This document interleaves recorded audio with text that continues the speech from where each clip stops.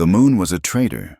It hung full and heavy over the scrubland, painting the desert floor in shades of bone and charcoal, leaving no shadow deep enough to hide a woman running for her life.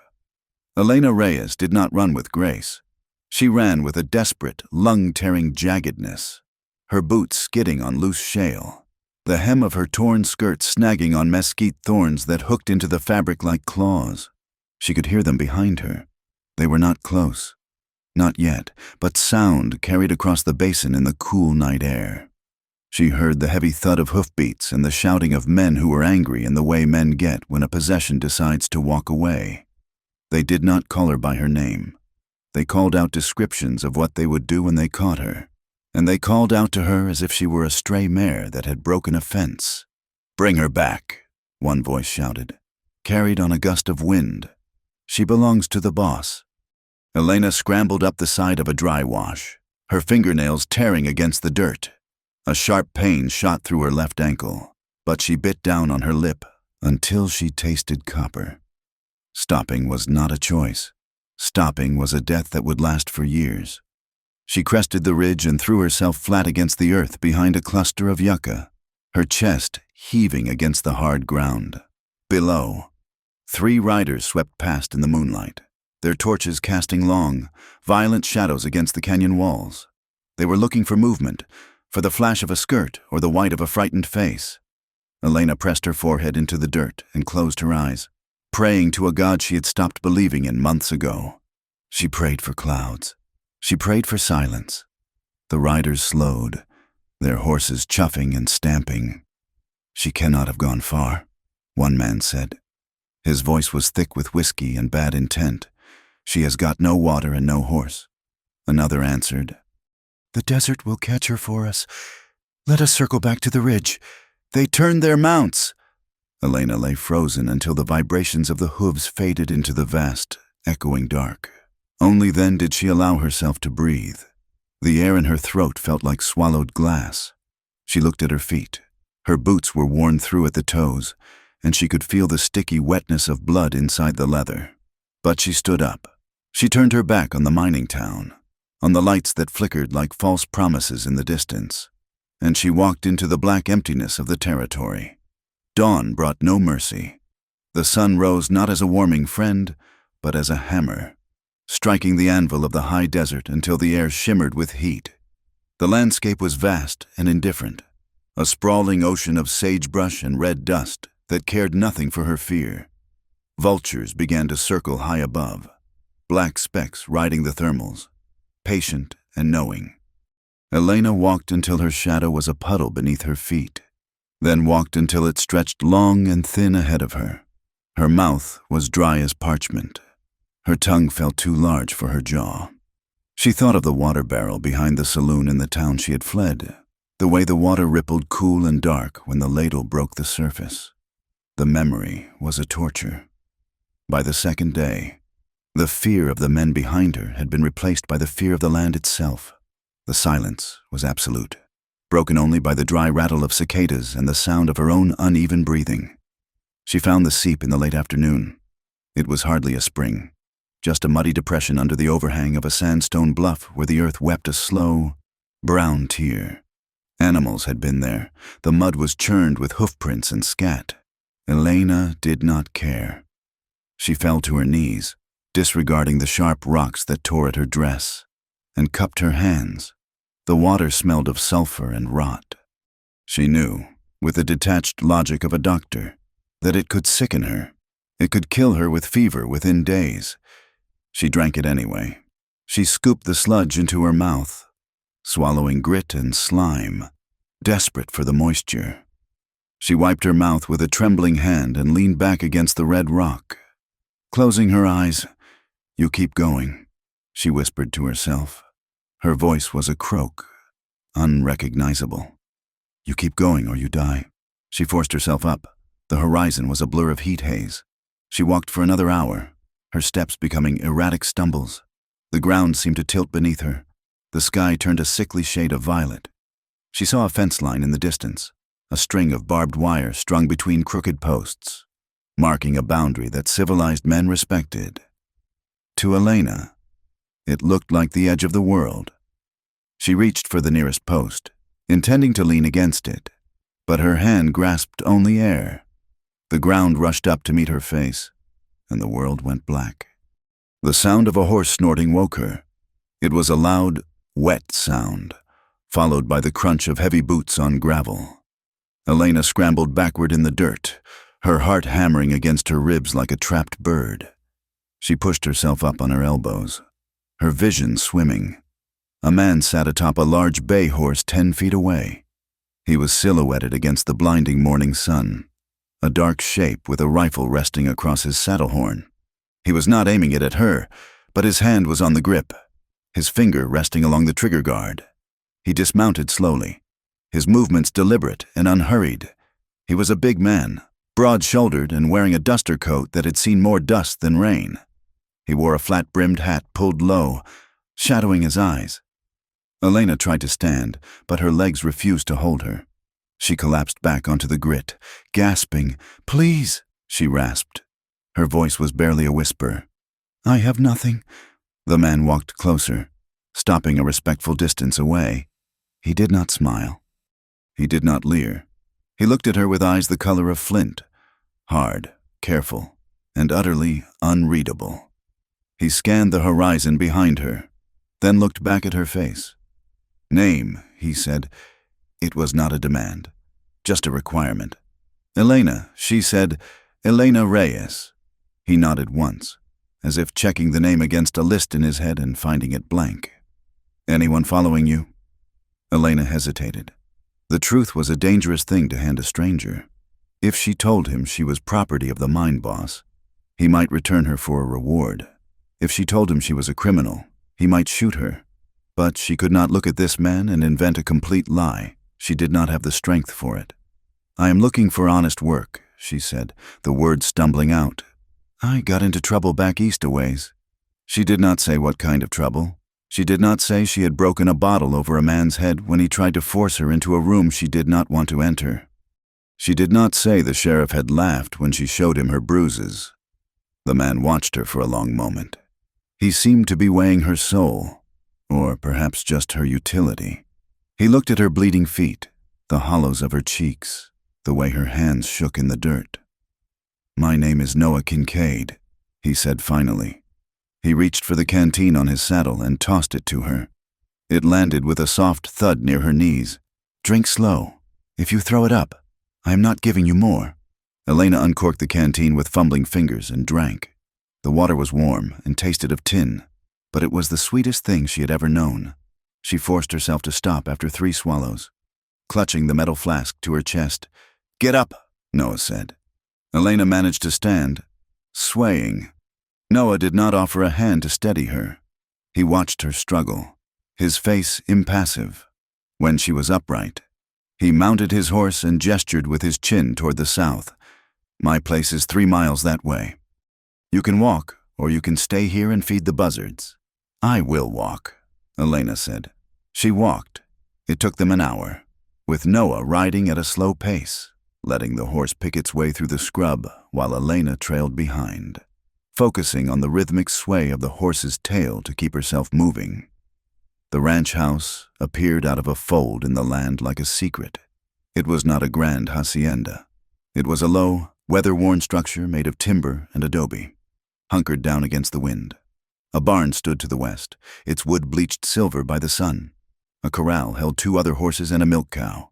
But what drew Elena's eye was the small rise just beyond the house. A low iron fence surrounded 2 mounds of earth. 2 wooden markers stood there, gray and silent against the vast blue sky. They explained the silence of the place better than words ever could. Noah dismounted at the barn and began to unsaddle his horse. He did not invite her into the main house.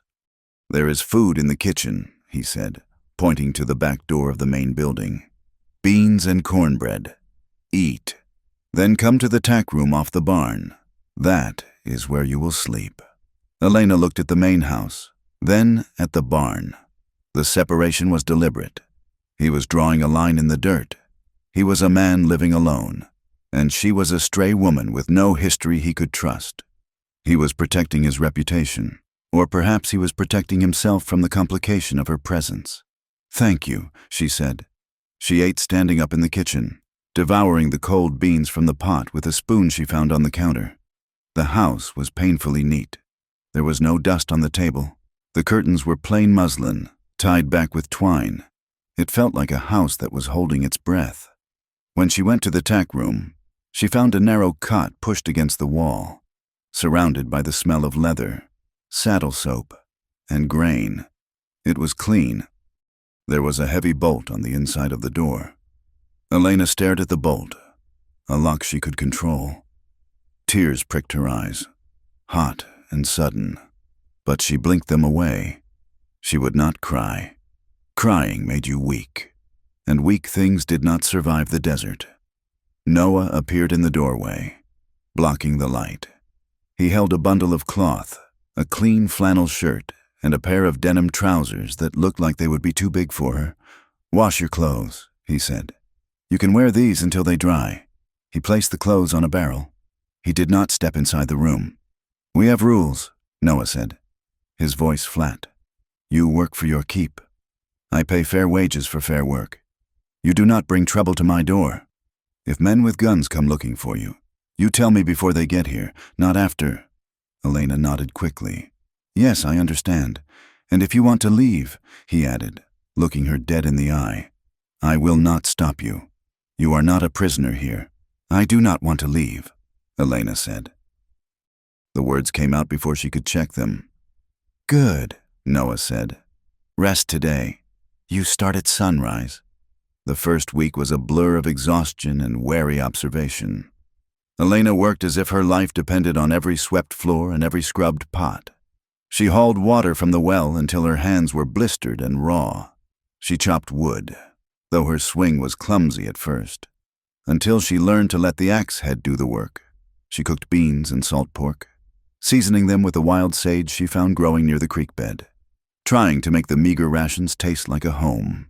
She flinched constantly. If Noah dropped a piece of firewood, Elena jumped. If he walked into a room too quietly, she spun around, her eyes wide and terrified, hands coming up as if to ward off a blow. "I am sorry," she would say, breathless. "I did not hear you. I am sorry." Noah never commented on her fear. He simply adjusted. He began to scuff his boots when he approached the house. He stopped slamming the door. He treated her like a skittish colt that needed to be gentled, not with touch, but with space. One afternoon, a rider approached from the east. Elena was hanging laundry on the line, the wind whipping the wet sheets around her legs. She saw the man coming and froze, her knuckles white as she gripped a clothespin. It was not the men from the mine. It was a cowboy from the neighboring spread, a man with a jagged scar running down his chin and eyes that roved over Elena with open, hungry curiosity. He rode right up to the clothesline, leaning forward in his saddle. "Well now," he said, grinning. "I did not know Noah had gone and got himself a woman. You are a pretty little thing to be out here in the desolate middle of nowhere." Elena took a step back, the wet sheet acting as a flimsy shield. "I work here," she said, her voice tight. "Work, is it?" The man laughed. "I bet you do. Does old Noah pay you in coin or in kindness?" Elena felt the heat rise in her cheeks, a mix of shame and fury. Noah stepped out of the barn. He did not have his rifle, but he held a pitchfork in one hand. He walked over with that slow, rolling gait, stopping between Elena and the rider. "Afternoon. Silas," Noah said. Silas straightened in his saddle, his grin fading a fraction. "Just being neighborly. Noah, I saw you had company." "She is not company," Noah said. His voice was low, devoid of anger but heavy with warning. "She is help. She is here to work." Silas looked from Noah to Elena, then spat a stream of tobacco juice into the dust near Elena's feet. "A man living alone with a woman like this. People talk. Noah, you know that. Let them talk," Noah said. "You got business." "Silas?" Silas tipped his hat mockingly to Elena. "Just passing through." He wheeled his horse and galloped away, kicking up a cloud of grit. Elena stood trembling by the sheets. Noah watched the rider disappear over the rise before turning to her. "Pay him no mind," Noah said. "Silas has a mouth bigger than his brain." "They think I am a whore," Elena said. The word hung in the air, ugly and sharp. Noah looked at her. He did not rush to reassure her. He did not offer empty platitudes. "I do not care what they think," he said. "I care if the fences get mended and the cattle get fed. Go inside. Elena, the wind is picking up." That night, Elena could not sleep. The wind was howling around the eaves of the tack room. She wrapped a shawl around her shoulders and cracked the door open to look at the night sky. She saw Noah standing on the rise, by the 2 graves. The moonlight turned him into a statue. He was hatless, his head bowed. She strained to hear. He was speaking, his voice carrying on the wind, low and murmuring. It was not the rhythmic cadence of the Lord's Prayer or the 23rd Psalm. It was a conversation. "I am trying. Mary," she heard him say. "I am trying to keep it running. It is hard without you. The silence is loud." Elena closed the door softly, her heart aching with a pain that was not her own. He sounded like a man apologizing for being alive. 3 days later, the sky turned the color of a fresh bruise. The air went still, heavy and suffocating, and the birds stopped singing. "Dust storm," Noah said, looking up from the corral fence he was repairing. "Get the shutters closed on the house. Fill the troughs. It is going to be a bad one." Elena ran. She latched the heavy wooden shutters on the main house, then the barn. By the time she finished, the wall of dust was visible on the horizon, a towering, seething monster of red earth swallowing the world. Noah was on his horse, shouting over the rising wind. "The calves! They will scatter if we do not bunch them in the canyon box."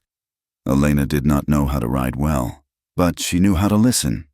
She grabbed a hackamore and threw it over the old mare in the corral. Dragging herself up onto the bare back, "Follow me!"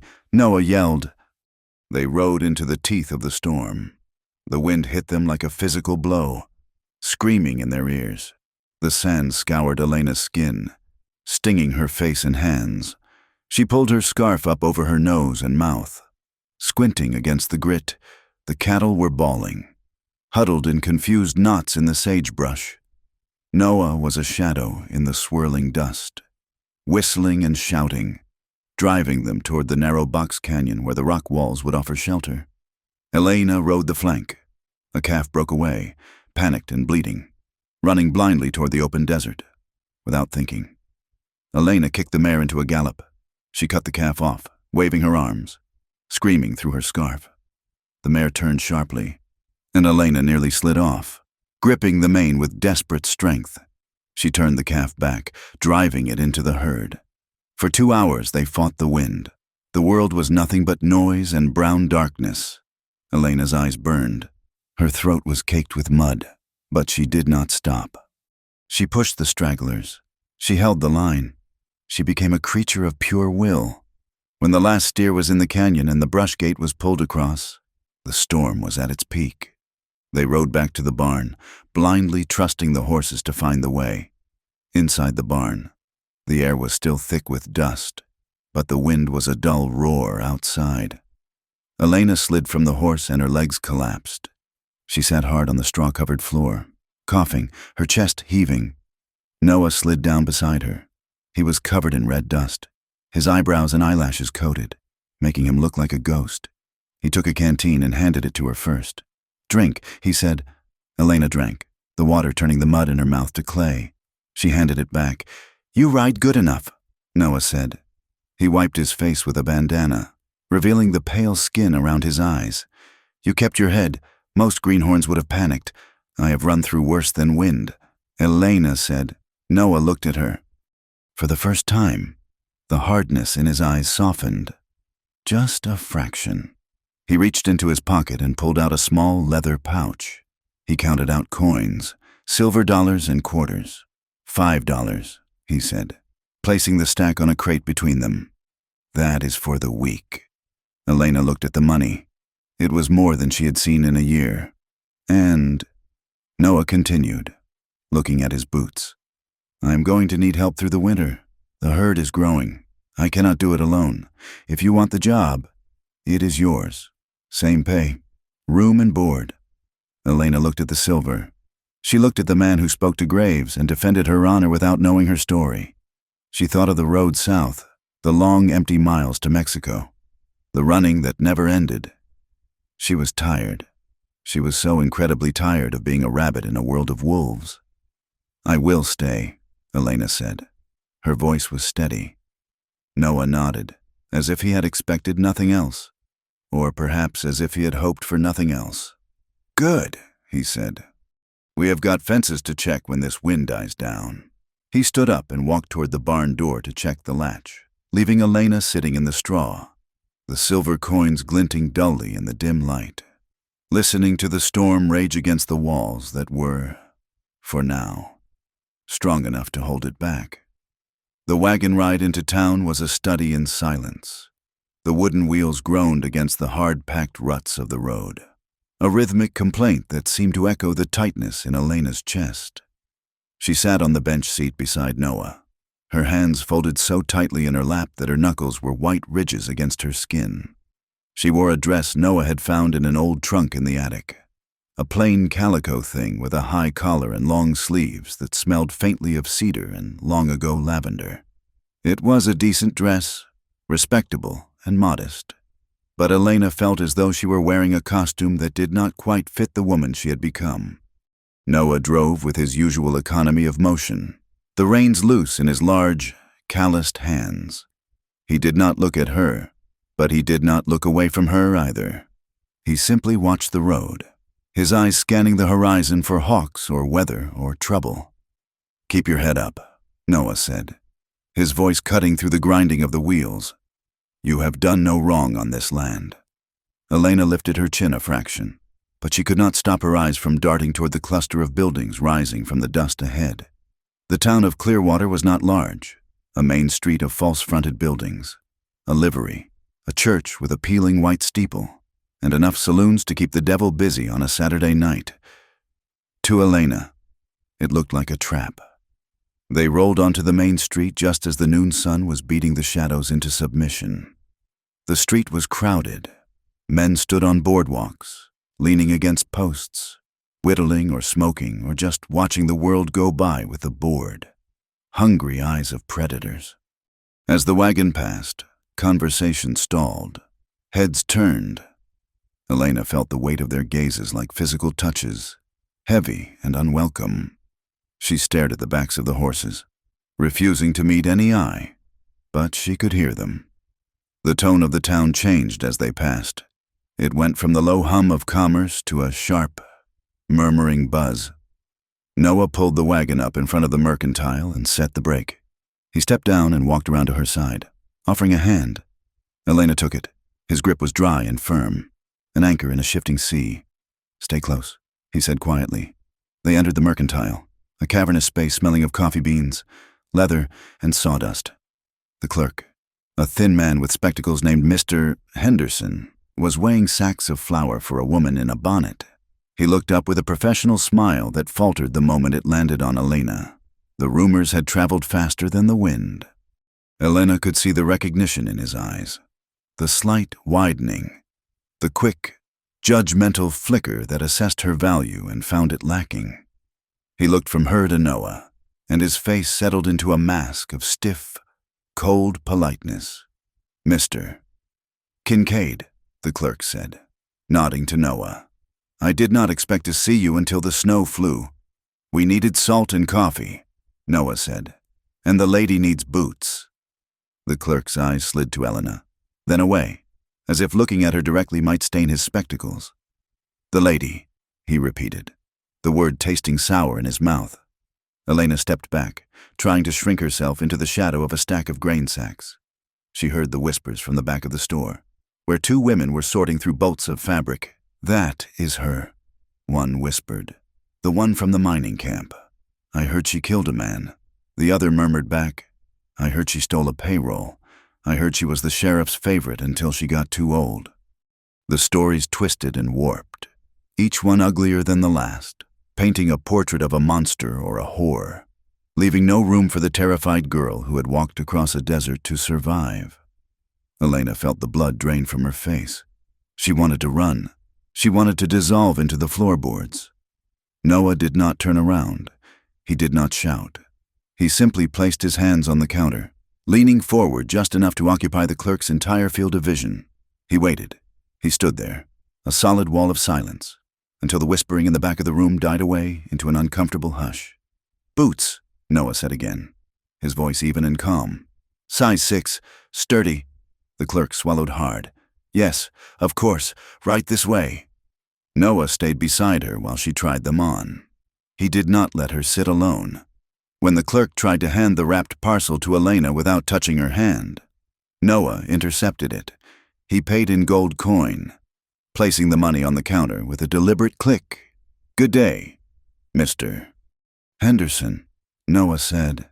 The clerk muttered something indistinguishable.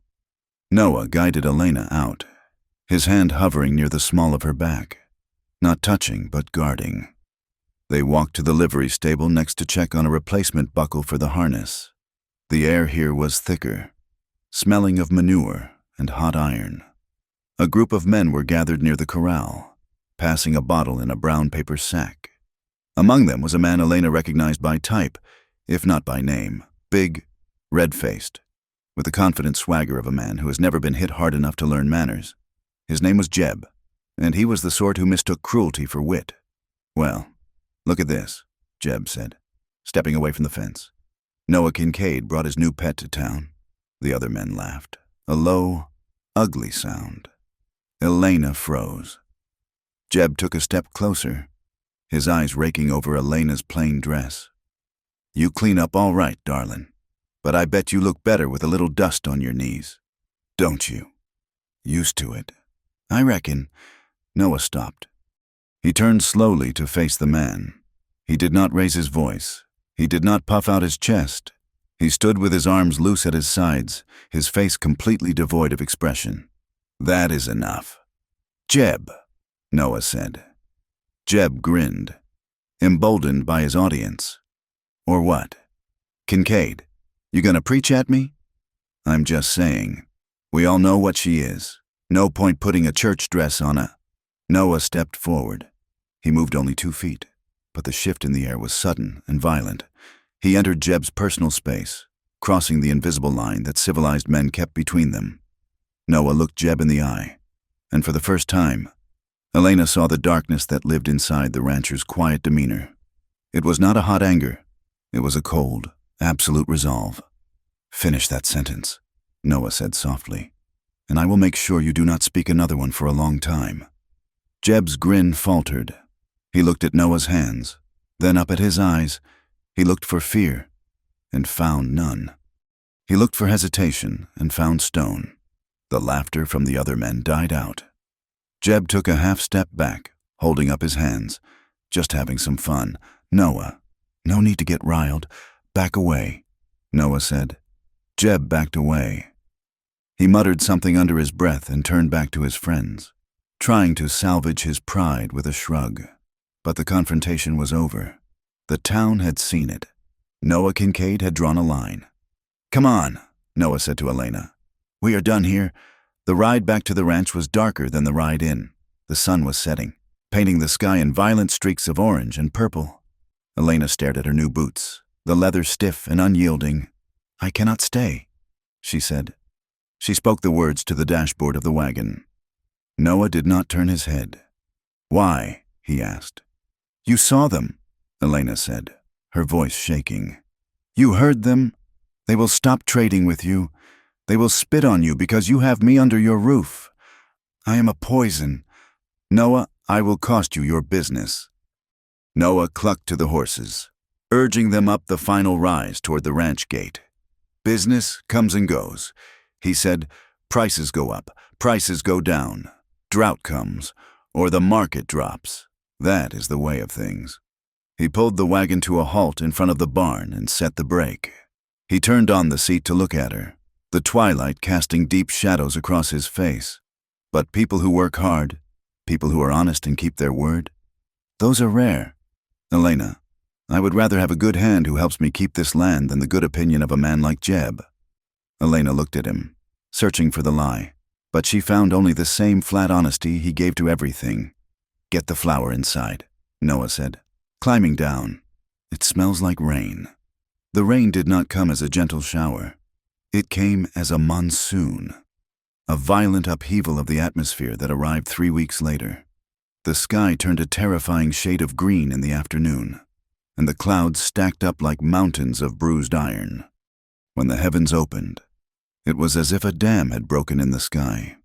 Water fell in sheets so thick it was impossible to see the barn from the house.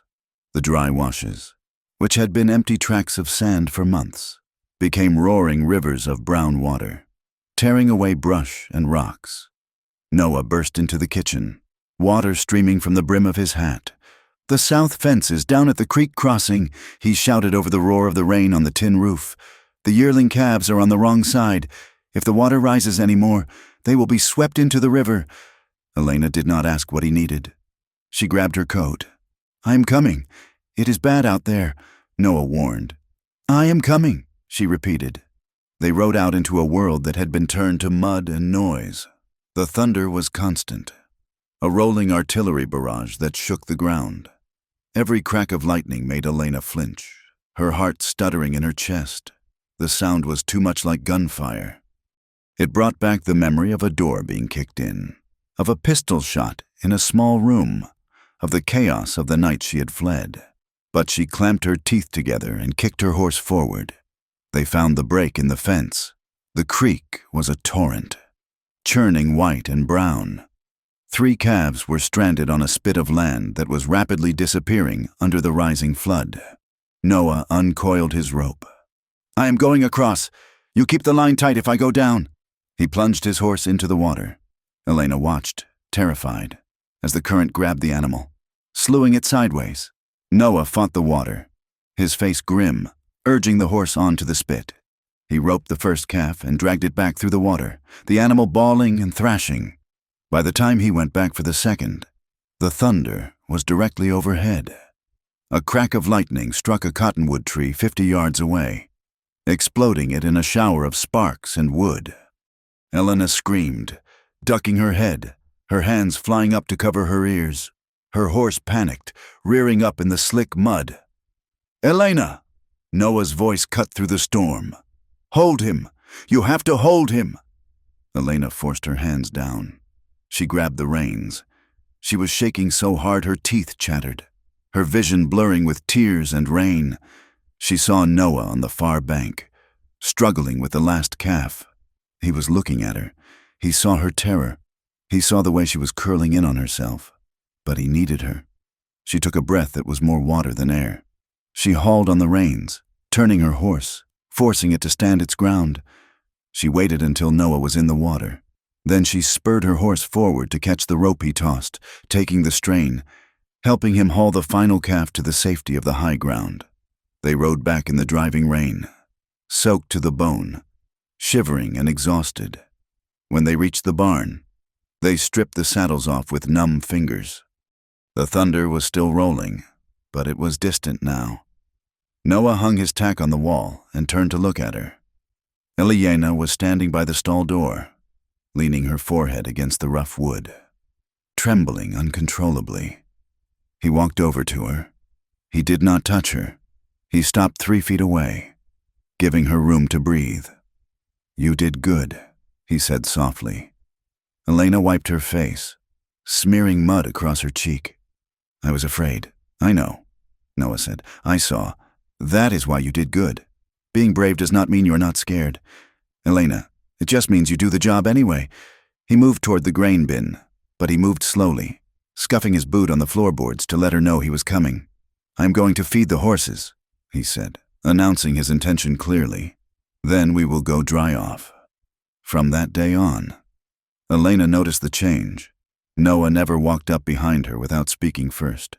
If he had to reach past her for a tool, he would say, "On your left," before he moved. He made himself predictable. He made himself safe. The evenings became their refuge. The rain had greened the grass, and the ranch settled into a rhythm of hard work and quiet nights. They sat at the small kitchen table, the lantern light casting a warm glow over the simple meals Elena prepared. Food was not plentiful. The supply run had been modest, and Noah was saving every coin for the winter feed. They ate beans, cornbread, and occasionally rabbit stew if Noah had luck with his traps. One night, over a plate of stew, Noah pushed a piece of bread around his plate.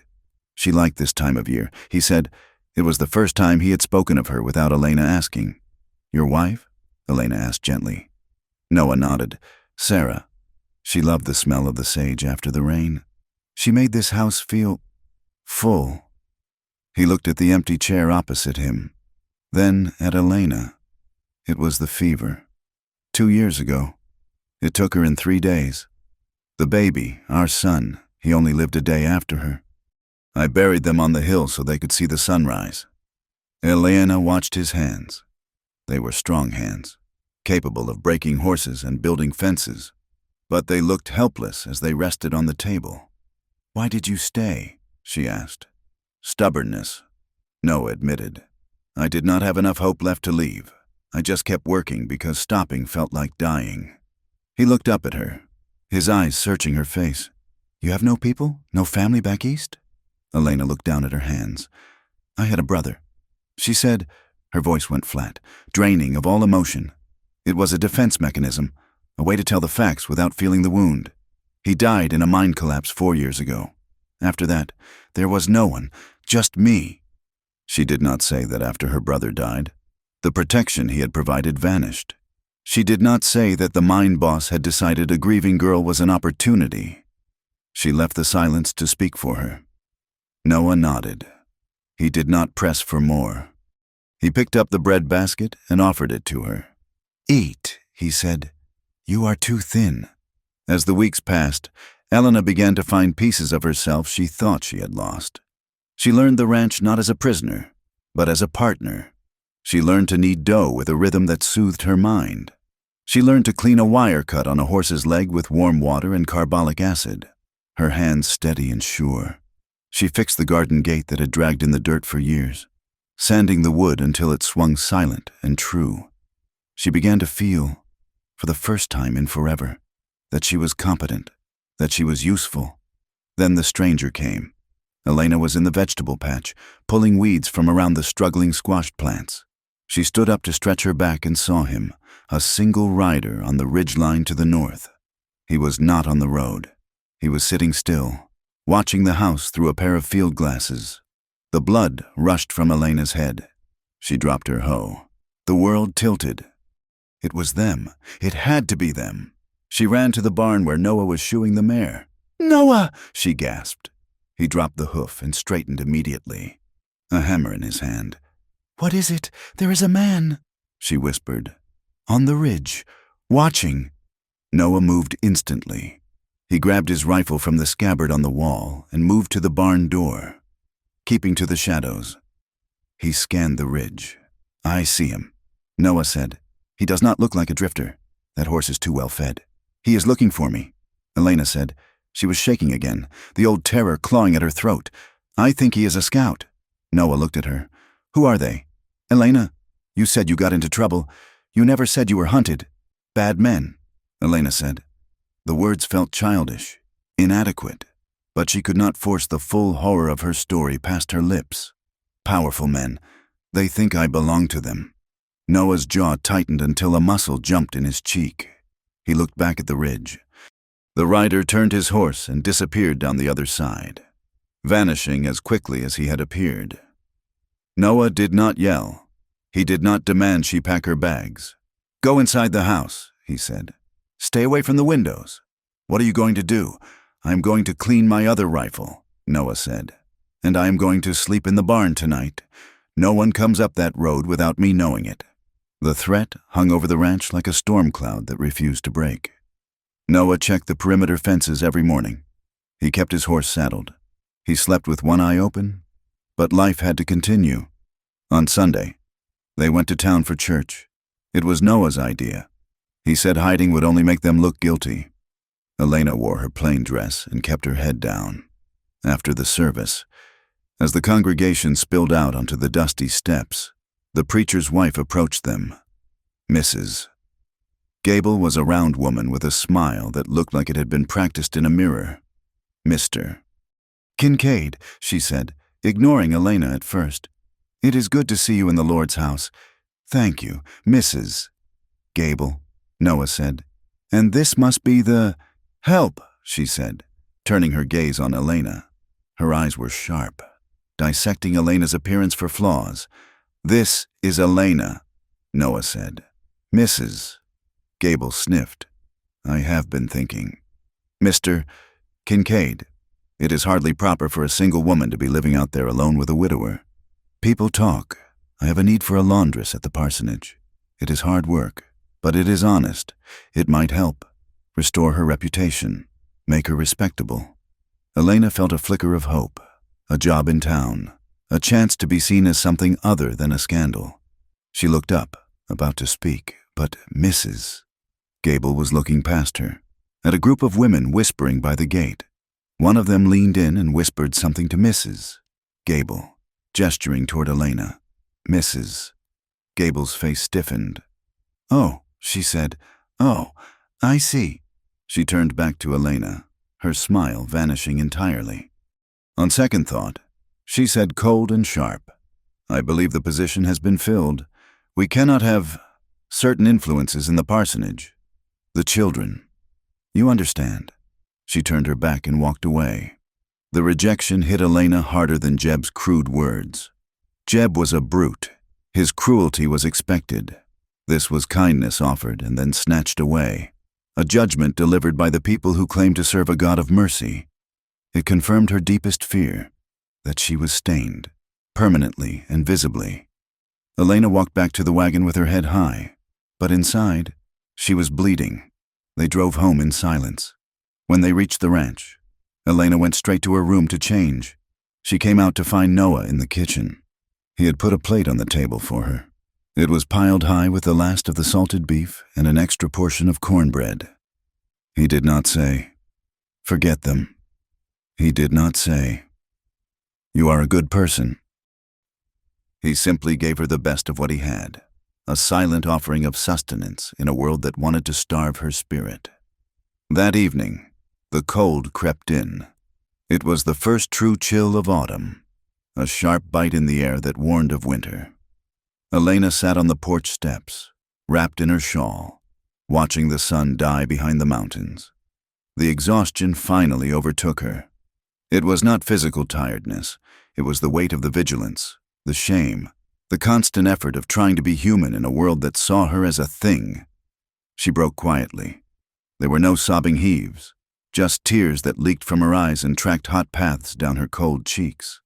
She hugged her knees to her chest, rocking slightly. The screen door creaked. Noah stepped out. He saw her shoulders shaking. He did not retreat. He walked over and sat down on the step beside her. He did not touch her. He sat close enough that she could feel the warmth radiating from his arm. A solid presence in the dusk. He let her cry. He did not hush her. He did not tell her to be strong. He simply bore witness to her pain. After a long time, Elena wiped her face with the rough wool of her shawl. Her voice was a broken whisper. I don't want to be what they say I am, she said. I don't want to be a story they tell to scare their daughters. Noah looked out at the darkening land, at the fences he had built and the graves he tended. Then don't be, he said. His voice was low and certain, like the earth itself. He turned to look at her, his face illuminated by the rising moon. Not here, he said. Here, you are just Elena, and that is enough. Elena looked at him, and for the first time, she believed him. She was not safe from the world, but here, on these steps, beside this quiet man, she was safe from the lie. Winter arrived early that year, dropping onto the high plains like a heavy woolen blanket soaked in ice water. The wind shifted from the dry, dusty gusts of autumn to a razor-edged gale that cut across the open country without mercy. It was a wind that sought out every crack in a window frame and every gap in a coat, stripping the heat from the land and turning the sky into a hard, colorless expanse of iron gray. Noah and Elena were 5 miles from the main house when the weather turned. They had been checking the drift fences along the northern ridge, ensuring the wire would hold against the pressure of snow and wandering herds. The morning had begun cold but clear, yet by noon, the horizon had vanished behind a wall of white that moved with terrifying speed. "We have to make for the line camp," Noah shouted over the rising howl. "We will never make the ranch house before this hits." Elena did not argue. She had learned enough about this country to know that arguing with the weather was a method of suicide. They turned their horses toward a shallow canyon where a small sod-roofed cabin sat hunkered against a rock wall, built for exactly this kind of emergency. The snow hit them before they reached the door. It was not soft, falling flakes. It was horizontal pellets of ice that stung the skin like birdshot. They stabled the horses in the lean-to, Noah working with frantic efficiency to get the animals covered and fed from the small stockpile of hay, while Elena fought the cabin door open against the wind. Inside, the air was stale and freezing, smelling of old wood smoke and dust. Noah followed her in, slamming the door and dropping the heavy wooden bar into place. The sudden silence was shocking. Outside, the wind screamed like a dying thing, but inside, there was only the sound of their heavy breathing and the creak of the timber walls. "Get the fire started," Noah said, moving to check the small supply of firewood stacked in the corner. "I will check the chinking." They worked in the dim light, driven by the primal need for heat. When the fire finally caught in the stone hearth, casting a flickering orange glow across the room, the tension in Elena's shoulders began to unspool. The cabin was small, just a single room with 2 bunks built into the wall, a table, and the fireplace. It was a space that forced proximity. There was nowhere to look but at each other. As the hours stretched on and the storm buried the world outside, the silence between them changed. It shifted from the comfortable quiet of shared work to a heavier, charged atmosphere. The firelight played over Noah's face, highlighting the lines of fatigue around his eyes and the graying hair at his temples. He sat on a crate, oiling his rifle, his hands moving with rhythmic, soothing repetition. Elena sat on the edge of the lower bunk, wrapping a wool blanket tighter around her shoulders. The isolation felt like a confession booth. The world was gone.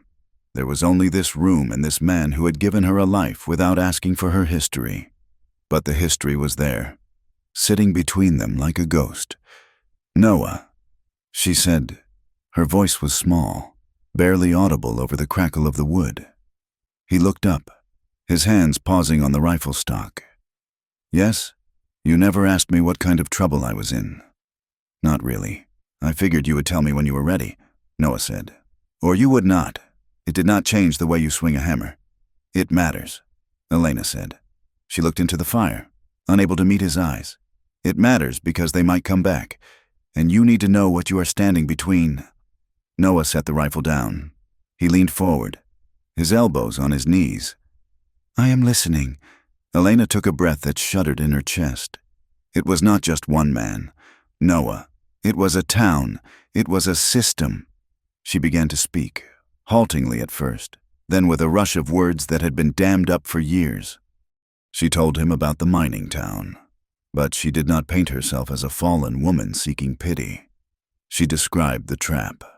She told him how the company store extended credit that could never be repaid, how the boarding house charged for sheets that were never washed, and how the debts were transferred from the mine boss to the saloon keeper to the sheriff. "It was not a choice," she said, her voice hard and brittle. "It was a ledger. They wrote my name in a book and decided how much I cost. And when I tried to leave, the sheriff, he was supposed to be the law. He brought me back. He said he was protecting me from the road. He said I should be grateful." She did not describe the nights. She did not describe the hands or the smell of stale whiskey and sweat. She did not have to. She described the cage, the way hope was rationed out until it was gone, and the way women were traded like cattle to settle gambling debts. "I am not a widow." "Noah," she whispered, finally looking at him. "And I am not a spinster. I was a commodity. I ran because I would rather die in the desert than be sold one more time." She braced herself. She waited for the look she had seen on the faces of the women in town, and the look she had seen in the eyes of the clerk at the mercantile. Disgust, pity that tasted like bile, judgment. But Noah did not look away. He sat perfectly still, his face carved from stone. The only sign of the storm raging inside him was his hands. They were clenched so tightly together that the knuckles were white. Trembling with a violence he was physically restraining. He looked at her, and she saw something that made her breath catch. He did not look at her as if she were dirty. He looked at her as if she were a miracle. "You walked across the desert," he said. His voice was rough, like gravel grinding together. "You outran horses. You survived that." "I had to," Elena said. Noah stood up. He walked to the fire and stared down into the flames. "There is no shame in surviving. Elena, the shame belongs to the men who made it necessary." He turned back to her, his eyes fierce. "You are not a commodity here. You are the woman who saved my calves in a flood. You are the woman who bakes bread in my kitchen. That is all you are." Elena felt a crack in the armor she had worn for so years. A single tear escaped, hot and fast, but she wiped it away before it could reach her chin. The storm broke 2 days later. They rode back to the ranch under a sky so blue it hurt to look at. The world buried under 2 feet of brilliant, blinding white. The ranch house was cold but standing. They fell back into their routine, but the air had changed. The secrets were gone, replaced by a raw, terrifying understanding. 3 days after their return, the dogs began to bark. Elena was in the kitchen, kneading dough. She looked out the window and saw 2 riders at the gate. They were not local men. They rode tall horses and wore long dusters, their hats pulled low. They did not look like cowboys. They looked like men who were paid to solve problems. Elena froze. Her hands, covered in flour, began to shake. She recognized the horse on the left. It was a roan with a white stocking, a horse she had seen tied outside the sheriff's office in the mining town. Noah was in the yard. He walked to the gate, not opening it, resting his arms on the top rail. Elena cracked the window just enough to hear, "Morning," one of the riders said. He had a smooth voice, the kind of voice that sounded reasonable while it was threatening you. "We are looking for a girl, family matter. Her uncle is worried sick about her." Noah did not move. "Is that so? Little thing," the rider continued. "Dark hair. Goes by Elena. We heard she might have come this way. I have not seen any girl," Noah said. The lie was smooth, delivered with the flat affect of a man who had nothing to hide. "I live here alone." The rider leaned forward, resting his hand on his saddle horn. "We heard otherwise. Friend, a man in town mentioned you bought boots for a woman, size 6. Noah shrugged. "I have a sister in Santa Fe. Sent them to her." The rider studied Noah for a long moment. His eyes flicked to the house, scanning the windows. Elena pressed herself against the wall, her heart hammering against her ribs like a trapped bird. "If you see her," the rider said, his voice dropping an octave, "you tell her the uncle wants her back. He is a forgiving man, but he is impatient. We will be in the area for a while." They turned their horses and rode off slowly, not looking back. It was a promise, not a departure. Elena did not wait for Noah to come inside. She ran to her room. She dragged her old carpet bag from under the bed. Her hands were shaking so badly she could hardly fold her few dresses. Panic, cold and familiar, had seized her throat. "They found me," she whispered to the empty room. "They always find me." She waited until nightfall. The moon was hidden behind clouds, offering a small mercy of darkness. She packed her bag and slipped out the back door, heading for the barn. She would take the mare. She would leave a note. She would go south, maybe to Mexico, maybe to the end of the world. She opened the barn door, the hinges groaning softly in the cold air. Going somewhere? Noah was standing in the shadows near the tack room. He was not holding a weapon. He was just standing there, leaning against a support post, watching her. Elena gasped, dropping her bag. "Noah, I have to go. You heard them. I heard them," Noah said. He did not move to block her path. The door was wide open behind her. "They will burn this place down," Elena said, her voice rising in hysteria. "They will kill you!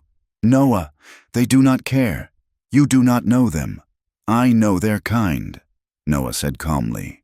"You do not," Elena snapped. She stepped toward him, fury mixing with her terror. "You are a good man. Noah, you think the world makes sense. You think if you stand your ground, people respect it. These men, they are wolves. I will not let them destroy your life. I will not be the reason you lose everything." Noah pushed off the post and walked toward her. He stopped a few feet away, close enough that she could see the steady rise and fall of his chest. "My life?" Noah asked. He looked around the barn, at the shadows and the empty stalls. "Elena, my life was destroyed 2 years ago. I buried my life on that hill." He looked at her, his gaze intense and vulnerable. "I have just been marking time since then. I have been a ghost walking around a dead house. You are the first thing that has been real in a long time. I am the one choosing what to build from the wreckage. Do not take that choice away from me." Elena trembled. "But I am broken. Noah, do you not understand? I am used. If I stay, if I let myself care—" She choked on the words, the deepest fear finally tearing itself loose. "If I let myself love you," she whispered, "I will be used again. I will be something taken, something discarded.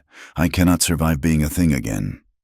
Noah reached out, and this time, he took her hands. His grip was warm and solid. "I will never take what you do not give," he said. He stepped closer, invading the space she had kept around herself for months. But he did not feel like a threat. He felt like a shield. "Your first time should matter," he said. Elena looked up, confused. "My first time? Noah, I told you. I know what you told me." Noah interrupted gently. "I'm not talking about biology, Elena. I'm talking about your soul. I'm talking about the first time you are truly chosen. The first time you are respected. The first time you are safe." He brought her hand to his chest, placing it over his heart. She could feel the steady, heavy beat of it through his shirt. "I am not asking to own you," he said. "I am asking to be with you. There is a difference." The words hung in the cold air, shimmering like heat. Your first time should matter. It was a rewriting of her history. It was an offer to erase the ledger and start a new book, one written in ink that she controlled. Elena looked at him, and the panic began to recede, replaced by a terrifying, beautiful hope. She stepped forward, closing the last inch of distance between them. She rested her forehead against his chest. "I am scared," she whispered. "I know," Noah said, his arms coming up to encircle her, holding her loosely, ready to let go if she pulled away. "I am too." They did not go back to the house immediately. The barn was cold, but the tack room was insulated and filled with the smell of hay and leather. Noah lit a lantern, turning the flame low until it was just a golden pulse in the darkness. Their intimacy did not begin with a rush of passion. It began with a question. Noah waited. He stood by the cot, his hands at his sides, letting her set the pace. Elena came to him. She reached up and unbuttoned his collar, her fingers brushing the warm skin of his neck. When he touched her, his hands were shaking slightly, not from fear, but from a reverence that made her want to weep. He undressed her as if he were unwrapping something fragile and priceless. There was no grabbing, no demand.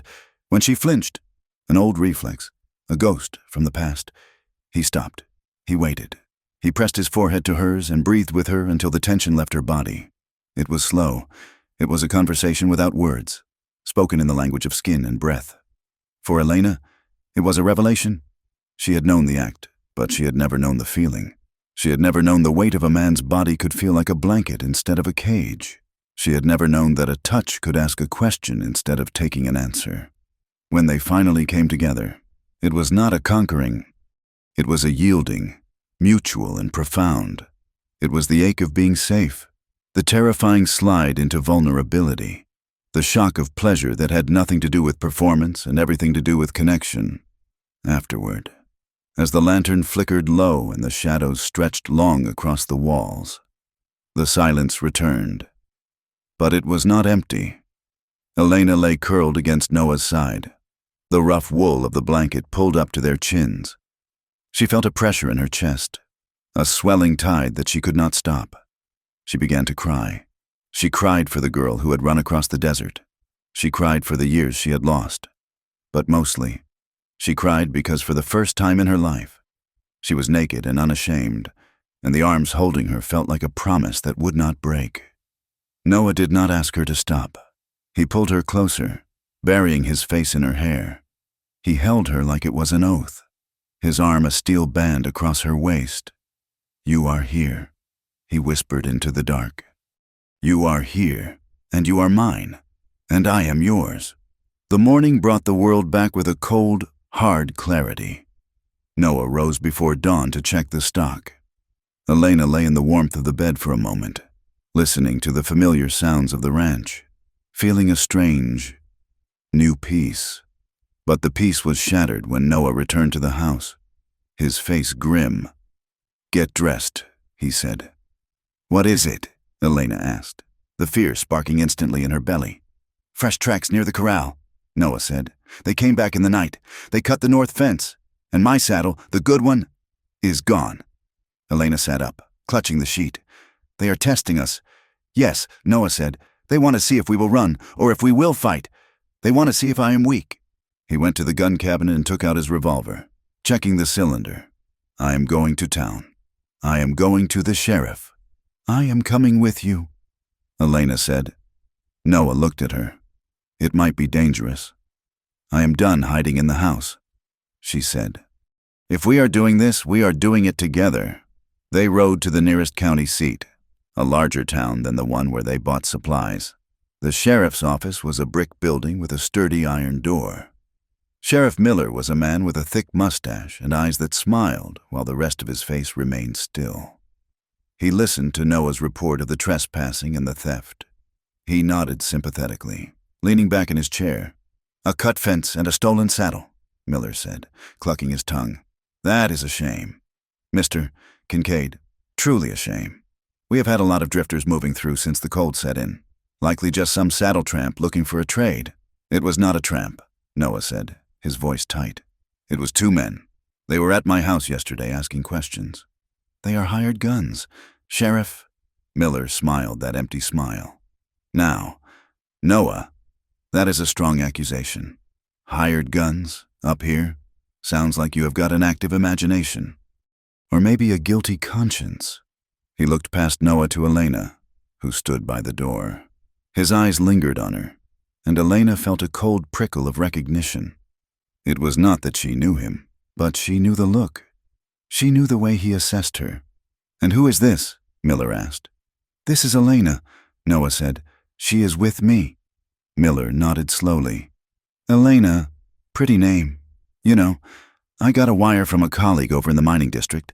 Said they were missing a girl named Elena. Said she was involved in some unsavory business, theft, breach of contract." Elena stepped forward. Her legs were shaking, but her voice was steady. "I owe no money, Sheriff, and I stole nothing but myself." Miller chuckled, a dry, rattling sound. "Well, now, that is a matter for the courts, isn't it? If these men come back, Mr. Kincaid, you let me know, but I would be careful making accusations. A man like you have a reputation to uphold. It would be a shame if folks started thinking you were harboring a fugitive." They walked out into the cold sunshine. Noah was vibrating with rage. "He is one of them," Noah said, his voice low and dangerous. "Or he is bought by them. He is not going to help us." Elena looked at the town, the busy street, the people walking by who knew nothing of the web that was tightening around them. "The net is wider than I thought," she said. "It is not just the mine boss. It is the law. It is the money. They are all connected." Noah stopped by the horses. He took off his hat and ran a hand through his hair. "We cannot hide," he said. "If we go back to the ranch and wait, they will pick us apart. They will steal the stock, burn the hay, and wait for us to starve or leave. That is what predators do." He looked at Elena. "We have to be louder than they are. We have to scream." Elena looked at him. She thought of the shadows she had lived in for so long. She thought of the silence that had been her prison, The belief that if she was just quiet enough, she would be safe. It was a lie. Silence only protected the men who heard her. "What do we do?" she asked. "We find someone who is not bought," Noah said. "We go to the federal marshal. We make a statement. We put your name on a piece of paper that isn't a debt ledger. It will be dangerous," Elena said. "Once I speak, once I tell the truth, I cannot take it back. They will try to destroy me. They will say I am a whore. They will say I am a liar." Noah took her face in his hands, right there on the main street, ignoring the people walking by. "Let them say what they want," he said, fierce and low. "You are not a lie, Elena. You are the truest thing I know." Elena closed her eyes for a moment, drawing strength from his touch. She opened them and looked at him. "Promise me," she said, "anything. Don't let them turn me into a lie. Don't let them make me into just a story about a ruined woman." "I promise," Noah said. "We will write the story ourselves." He helped her onto her horse. They turned south, away from the ranch, away from the safety of the silence, riding toward a fight that would likely cost them everything, but which offered the only thing worth having, a life that was truly their own. The wind that scoured the high plains that week was not just cold, it was malicious. It carried the scent of coming snow and the heavier copper tang of impending violence. Noah Kincaid did not wait for the storm to break. He saddled his horse before dawn, the breath of the animal steaming in the lantern light, and rode out to find the few men in the territory who had not yet been bought. He rode first to the Circle T, a spread of rugged scrubland owned by Elias Thorne. Thorne was a man carved from old oak, with hands twisted by arthritis and a temper that had only sharpened with age. He hated the mining syndicate not for moral reasons, but because their runoff had poisoned his lower creek 3 years prior, killing 2 of his best brood mares. Thorne met Noah at the fence line, leaning heavily on a cane made of hickory. He listened to Noah's request for support, for men to stand witness, for eyes to watch the road without blinking. "It is not just about the girl, is it?" Thorne asked, his voice rasping like a file on iron. "It is about right and wrong," Noah said. Thorne spat into the dirt. "Right and wrong do not buy grain, Noah, but water does. You have got the only year-round creek in this basin that is not owned by the company. You think they are chasing a stray woman just for the principle of it?" Noah went still. He had thought of Elena as the target and himself as the shield. He had not considered that the shield might be the prize. "They want the water," Thorne said, nodding at the realization on Noah's face. "The mine is expanding. They need water to process the ore. That girl is just the lever they are using to pry you off the land. If they break you, they get the deed. If they get the deed, they get the creek." Noah rode away with a new, cold understanding settling in his gut. Elena was not just a fugitive. She was leverage. He visited the Rivera family next. They ran a small herd of goats and cattle in the rough country to the west. Mateo Rivera, the patriarch, invited Noah into their small adobe home.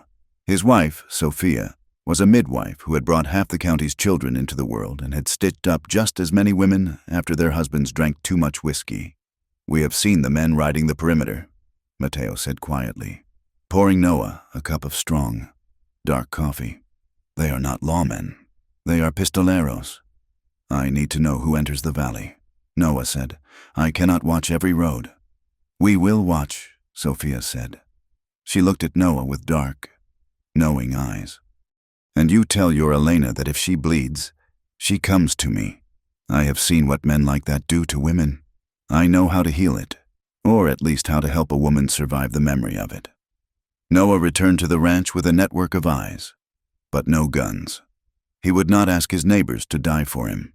The offer came 2 days later. Sheriff Miller rode out alone, stopping his horse at the main gate. He did not dismount. He sat comfortably, a thick wool coat buttoned to his chin, looking at the ranch house with the air of a man appraising merchandise. Noah walked out to meet him, his rifle held loosely in the crook of his arm. Elena watched from the shadowed slit of the kitchen window, her heart hammering a frantic rhythm against her ribs. "Afternoon?" "Noah," Miller called out. "Cold one today. State your business." Miller? Noah said. Miller smiled. That terrible, empty stretching of lips. Just bringing a friendly proposition. I have been talking to the interested parties. They are reasonable men. They understand a man has needs. They are willing to overlook certain irregularities. Noah waited. Give them the girl. Miller said, simple as that.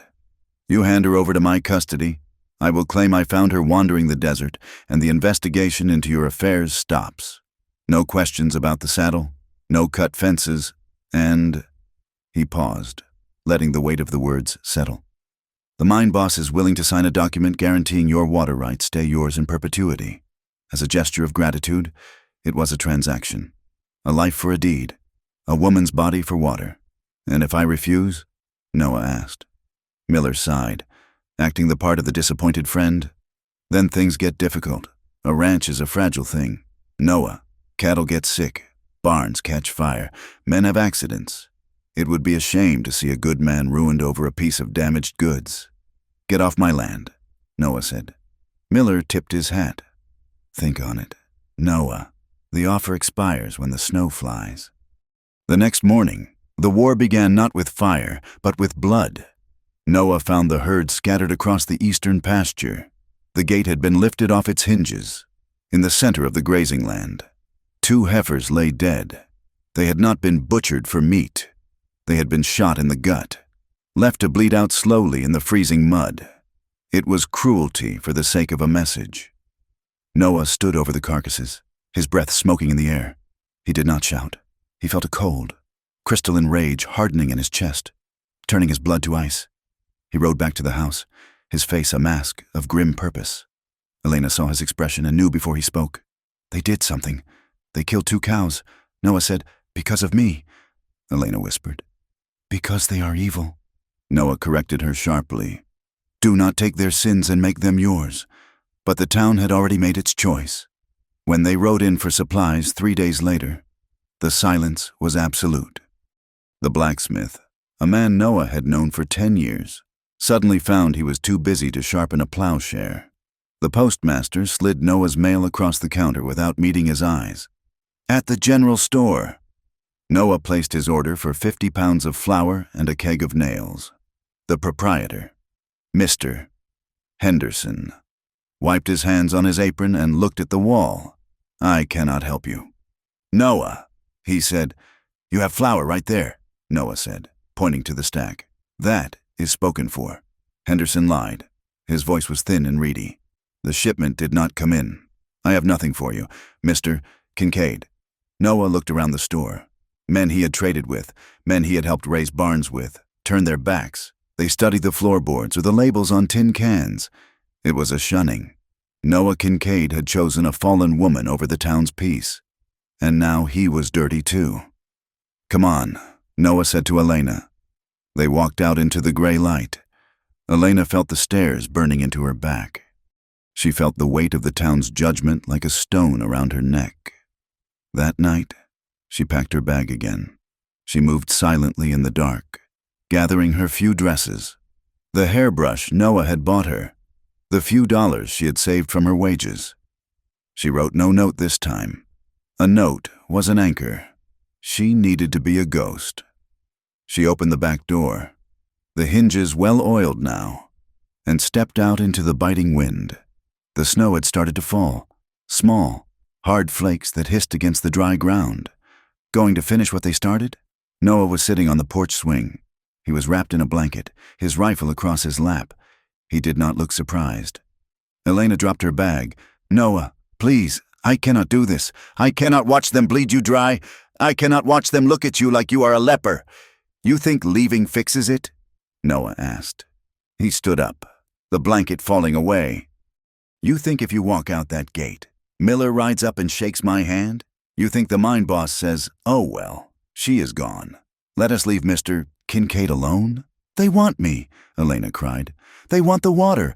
Elena! Noah's voice cracked like a whip. He stepped off the porch and grabbed her shoulders, giving her a shake. Thorne told me, they want the creek. You are just the excuse. If you leave, I lose the leverage, but they will not stop. They will just find another way to break me. Elena stared at him, the snow catching in her eyelashes. It is about the land. It is about everything, Noah said. It is about the land and the water and the fact that they think they can take whatever they want. If you leave, you are not saving me. You are just handing yourself back to them. Is that what you want? To go back to that room? To that debt? Elena recoiled as if he had slapped her. No. Then we fight, Noah said. But we do not fight here, waiting for them to burn us out. We take the fight to them. Where? The county seat. Noah said. Prescott. There is a federal judge there, a district marshal. Miller's reach is long, but it is not infinite. We go there, and we file a formal complaint. We put it on the record. It is 100 miles, Elena said. In winter. Then we better dress warm, Noah said. They left before dawn the next day, leading a pack horse and riding their strongest mounts. They skirted the town, sticking to the old timber trails that wound through the foothills. The country was vast and indifferent, a landscape of gray rock and scrub oak dusted with snow. The journey was a brutal education in survival. The first night, the temperature dropped until the air felt like swallowed glass.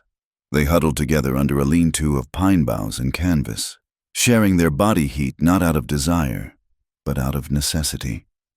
Elena lay awake, listening to the wind in the trees. Sometime after midnight, the horses began to stamp and snort. Elena sat up, clutching Noah's arm. Hush, Noah whispered. He was already awake, his revolver in his hand, beyond the circle of their dying fire. Pairs of yellow eyes reflected the embers. Wolves. They were shadowing the camp, silent and patient. Elena felt the old terror rising, the feeling of being hunted. She went rigid, her breath hitching. Noah felt it. He did not tell her to calm down. He simply shifted his body, placing himself between her and the darkness. Keep the fire up, he said softly. I will watch. He watched all night. Elena fed the flames with trembling hands, forcing herself to move, to be useful. She saw the way the firelight played on Noah's face, the exhaustion, the determination. He was not a knight in a storybook. He was a man who was tired and cold, but who stayed awake because he had made a promise. On the third day, they reached the big sandy river. It was swollen with early runoff and ice melt, a churning ribbon of black water. There was no bridge. We have to swim it, Noah said, shouting over the roar of the water. Elena looked at the river. It looked like death. It looked like the dark, suffocating fear that had lived in her chest for years. I can't, she whispered. You can, Noah said. He brought his horse alongside hers.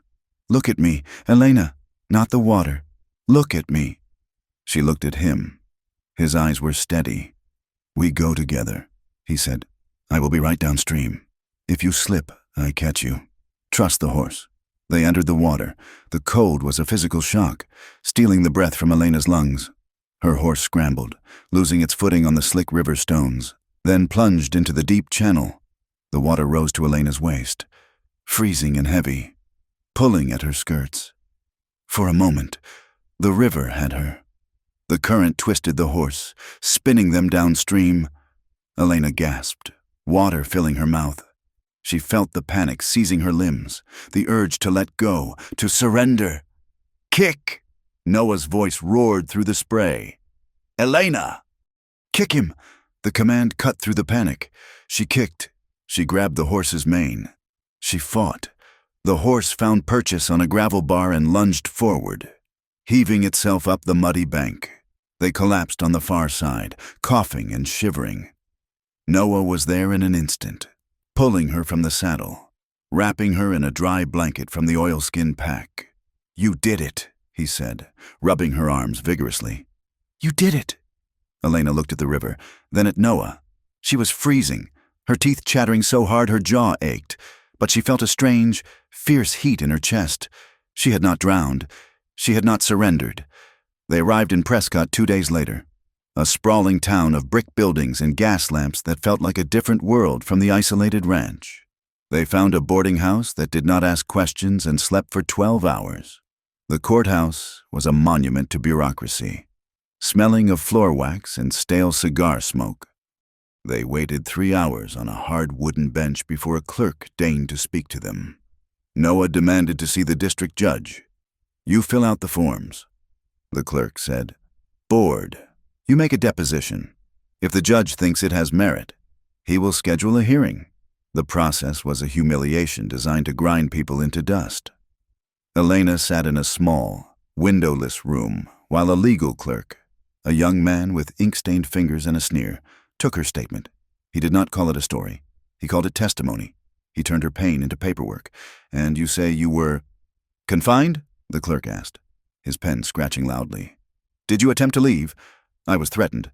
Elena said, "But were you locked in? Were there chains?" "No chains," Elena said. "But the sheriff—" "Please stick to the facts. Miss Reyes, did you or did you not receive payment for your services?" Elena felt her face burning. The language he used, services, relations, arrangement, stripped the violence out of what had happened and made it sound like a business deal gone sour. He was making her sound like a whore who was angry about the price. Noah sat in the corner, his hat in his hands. He started to stand up, his face darkening. "Sit down, sir," the clerk snapped. "Unless you want to be held in contempt." Noah swallowed his pride. It was a bitter pill. He sat back down, his eyes burning with helpless rage. He knew that one wrong word, one outburst, would give them the excuse they needed to dismiss Elena as a hysterical liar and him as a troublemaker. Then the door opened. A man walked in. He was dressed in a fine suit, with a gold watch chain across his vest. He carried a leather satchel. "Mr. Sterling," the clerk said, suddenly deferential. "I am here representing the mining concern," the man said smoothly. He looked at Elena with a gaze that was entirely devoid of warmth. "We understand there are some fanciful allegations being made. I am here to offer character witness testimony regarding this woman's time in the camp." He produced a document. "We have affidavits from 3 respectable citizens stating that Miss Reyes was a willing participant in the camp's nightlife, that she accrued significant gambling debts, that she is known to be a woman of loose morals and prone to fabrication." The clerk snickered. He actually covered his mouth and giggled. Elena felt the room shrinking. The walls were closing in. They were rewriting her life right in front of her. They were turning her into a lie, just as she had feared. She looked at Noah. He was white-knuckled, vibrating with the effort to not kill the man in the suit. She looked at the corner of the room. There sat a woman, a court stenographer, tapping away at a small machine. She was plain, middle-aged, with gray streaked in her hair. She had been invisible until now. The woman stopped typing. She looked up. Her eyes met Elena's. There was no judgment in them. There was a flicker of recognition, the shared language of women who have walked through fire. The stenographer gave a barely perceptible nod. It was small, but it was a lifeline. "I hear you." It said, "Speak." Elena took a breath. She sat up straighter in the hard chair. "Write this down," she said. Her voice was not loud, but it was clear. The clerk looked annoyed. "I am the one asking the write it down," Elena repeated. She did not embellish. She did not use adjectives. She used verbs.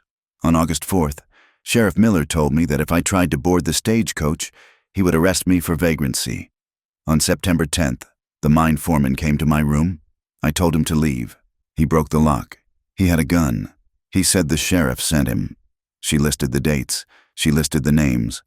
She described the ledger book kept in the saloon safe. She described the kickbacks paid to the lawmen. She stripped the shame away and left only the cold, hard facts of corruption. "Mr. Sterling tried to interrupt. "This is preposterous. She is dictating a statement for the record." The stenographer said. Her voice was sharp, cutting through the man's bluster. "The law says she may complete her statement," Elena finished. She looked the clerk in the eye. "I am not apologizing for surviving. I am not apologizing for running, and I am not lying." She signed the paper with a steady hand. They walked out of the courthouse into the late afternoon sun. Noah took her arm. "You were incredible," he said. I was terrified. Elena said, "That is why it was incredible." They turned down a side street toward the boarding house. The attack came without warning. 2 men stepped out from the alleyway. Rough men, smelling of stale beer and violence. They were not there to talk. One of them swung a heavy club, aiming for Elena. Noah moved. He did not think. He reacted. He threw himself across her path, taking the blow on his shoulder. The sound of wood hitting bone was a sickening crack. Noah grunted, staggering, but he did not fall. He swung his fist, a heavy, desperate blow that caught the attacker in the jaw, sending him stumbling back. The second man lunged with a knife. Noah grappled with him, shouting for Elena to run. Elena did not run. She saw the knife flash. She saw Noah stumble as his injured shoulder gave way. She saw a loose brick on the ground near the alley entrance. She grabbed the brick. She stepped forward and brought it down on the second attacker's arm with every ounce of strength she possessed. The man howled, dropping the knife. "Police!" someone shouted from the main street. The attackers, realizing the noise had drawn attention, turned and fled, disappearing into the labyrinth of alleys. Noah slumped against the brick wall, clutching his left arm. Blood was seeping through his coat sleeve where the knife had grazed him, but the angle of his shoulder looked wrong. "Noah," Elena said. She did not scream. She dropped the brick and was at his side instantly. "I am all right," he gasped, his face gray with pain. "You are not," Elena said. She stripped off her scarf and pressed it hard against the cut on his arm. "Hold this. Press tight." She guided him down to the sidewalk, making him sit. She checked his pupils. She checked the bone. "Your collarbone is broken," she said calmly. "And you have a deep laceration. We need a doctor. But first I need to stop this bleeding." She tore the hem of her petticoat, a ruin of good fabric, and bound the wound tight. She spoke to him constantly, her voice low and steady, anchoring him to consciousness. "Stay with me. Noah, look at me. That is it. You are safe. I have you." A crowd had gathered. A man with a tin star on his chest pushed through. It was not the local sheriff. It was a man with the hard, weary look of someone who has seen too much of the frontier. "What is this?" the man asked. "We were attacked," Elena said, standing up to face him. Her hands were covered in Noah's blood. "We just gave a deposition against the mining syndicate." This was their response. The lawman looked at the blood. He looked at the brick near Elena's feet. He looked at the courthouse. "I am Deputy Marshal Vance," he said, "federal jurisdiction." He looked at Noah, then back at Elena. "You say this is connected to a federal deposition?" "Yes," Elena said. "They are trying to silence us." Vance's expression hardened. "In my town? In front of my courthouse?" He turned to the crowd. "Get the doctor. Now." He looked back at Elena. "Miss, if you are willing to swear to that, I think we have just found a reason to open a federal inquiry. Noah was patched up in the doctor's office. His arm was in a sling, his face pale but determined." Elena sat beside him, wiping the sweat from his forehead. Vance stood by the door. "I have sent a telegram to the territorial governor," he said, "and I have issued warrants for the men you described. But these things take time. The wheels of justice turn slow. We cannot stay here," Elena said. Vance frowned. "It is safer here than out there. I can put you in protective custody." "No," Noah said. His voice was weak but firm. "If we stay, we are just sitting ducks waiting for them to try again. And if I am not at the ranch, they will destroy it. They will kill the stock. They will poison the water." He looked at Elena. "We have to go back." Elena looked at his broken wing. She looked at the blood that had dried under her fingernails.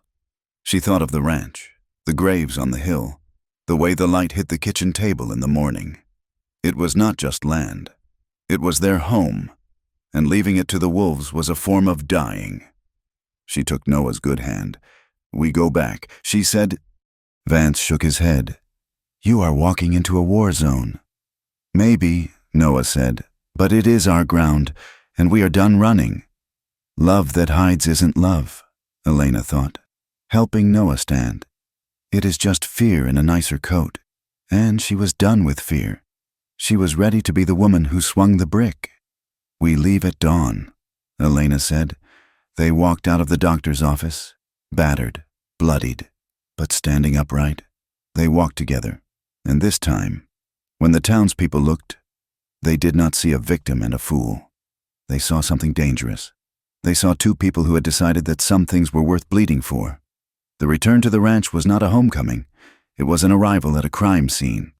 The snow had stopped falling, leaving the world suspended in a stark, white silence that amplified every sound: the crunch of the horse's hooves, the creak of saddle leather, and the ragged breathing of Noah, who rode with his left arm bound tight against his chest. The pain in his broken collarbone was a dull, thumping rhythm that matched the beat of his heart. But his eyes were clear, scanning the horizon with the predatory focus of a man expecting an ambush. They rode through the main gate, which hung crookedly from a single hinge.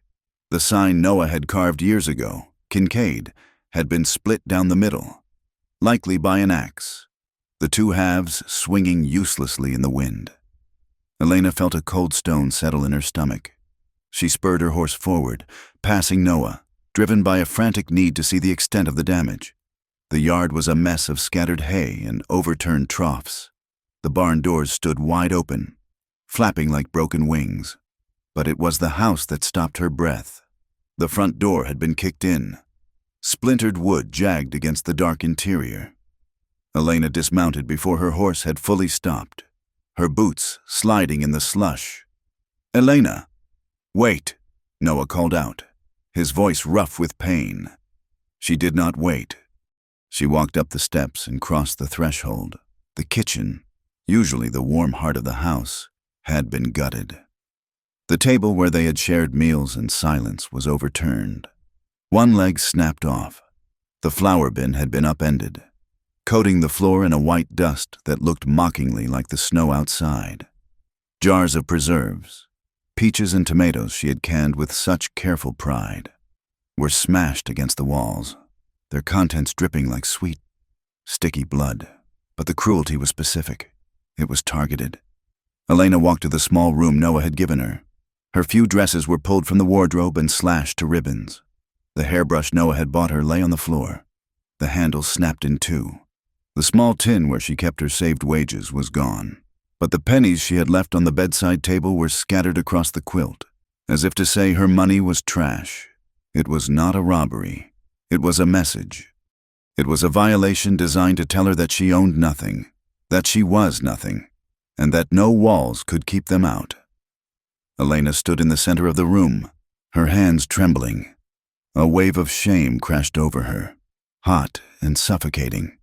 It was the old shame, the familiar voice that whispered she was poison, that she ruined everything she touched, that she had brought this destruction down on a good man's house. She felt a presence behind her. Noah stood in the doorway, his face gray with exhaustion, his good hand gripping the doorframe. He looked at the slashed dresses. He looked at the smashed window. "I'm sorry," Elena whispered, her voice shaking. "I am so sorry. Look what they did. Look what I brought you."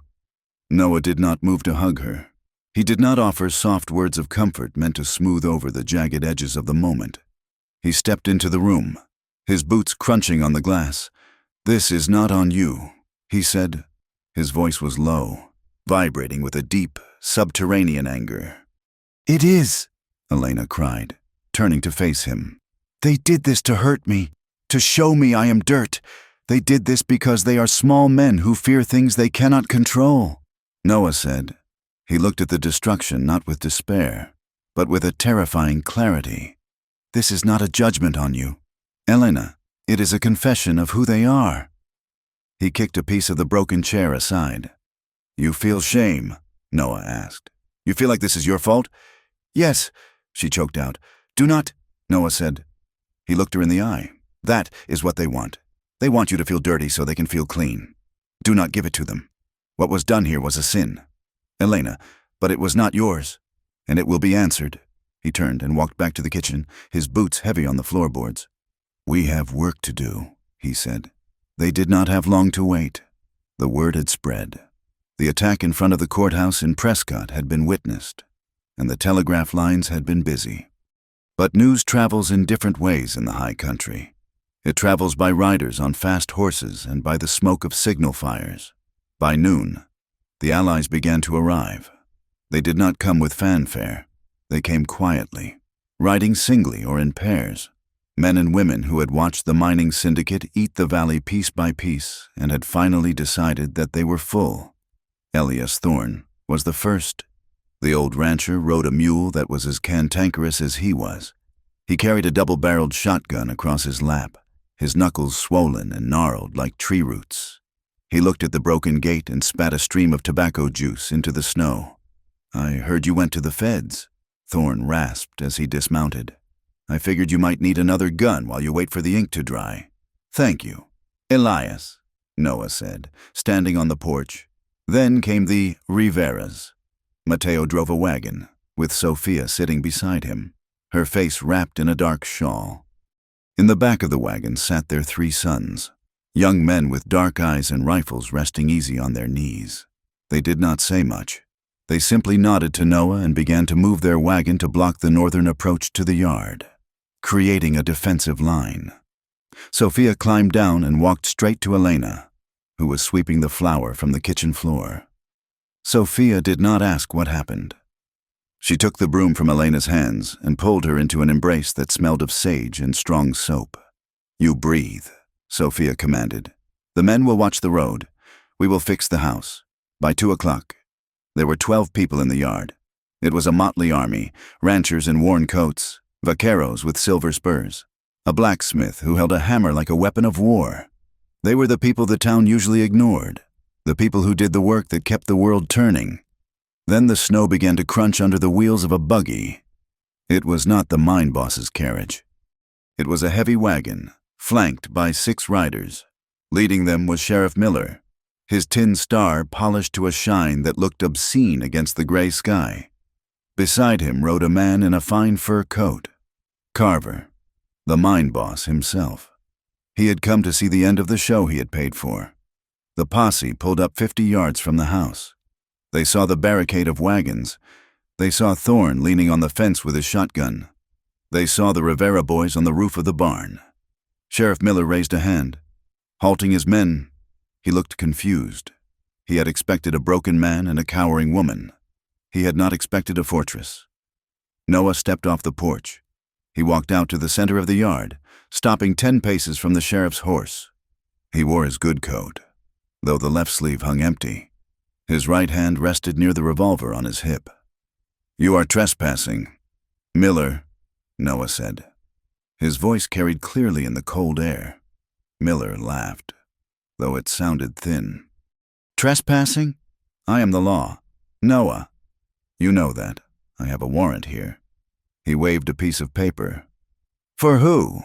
Noah asked. "For the woman," Miller said. "Elena Reyes, fugitive from justice, theft, prostitution, inciting a riot." He looked past Noah to the house. "Send her out, Kincaid. Do not make this a bloodbath. You have got good people here. Do not get them killed for a whore." The word hung in the air, ugly and sharp. Elena was standing in the doorway. She heard it. Every instinct she had screamed at her to hide, to run, to bury herself in the dark where the names couldn't reach her. The weight of the eyes, the posse, the neighbors, the Riveras, felt crushing. She was the cause of this. She was the stain. Then Noah turned. He did not look at the sheriff. He looked at her. He extended his good hand, palm open. It was an invitation. It was a challenge. Elena took a breath. She smoothed the front of her torn dress. She walked down the steps. She walked across the frozen mud. She did not stop until she was standing right beside Noah, her shoulder brushing his arm. She looked up at Miller. She did not look down. "I am right here," she said. Miller sneered. "There she is. The cause of all this trouble?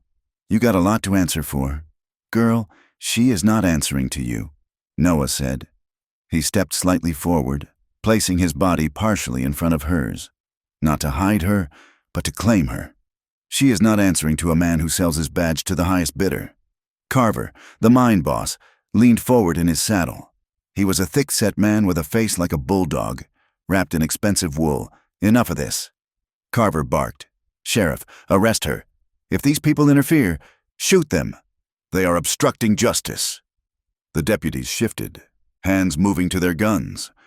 Thorne cocked both hammers of his shotgun. The sound was loud and dry, like a branch snapping. "Hold!" A voice roared from the road behind the posse. A lone rider galloped into the clearing, his horse lathered and blowing hard. He wore a badge that was not tin, but silver. It was Deputy Marshal Vance. Vance pulled his horse up hard, spraying snow. He looked at the sheriff, then at Carver, then at the armed line of ranchers. "Lowering your weapons," Vance shouted. "I am Deputy Marshal Vance, United States Federal Court." Sheriff Miller's face went pale. He lowered his hand. "Deputy," he stammered, I did not know you were in the territory. We're just executing a warrant." "Let me see it," Vance demanded. Miller hesitated, then handed the paper to the marshal. Vance read it, his expression tightening with disgust.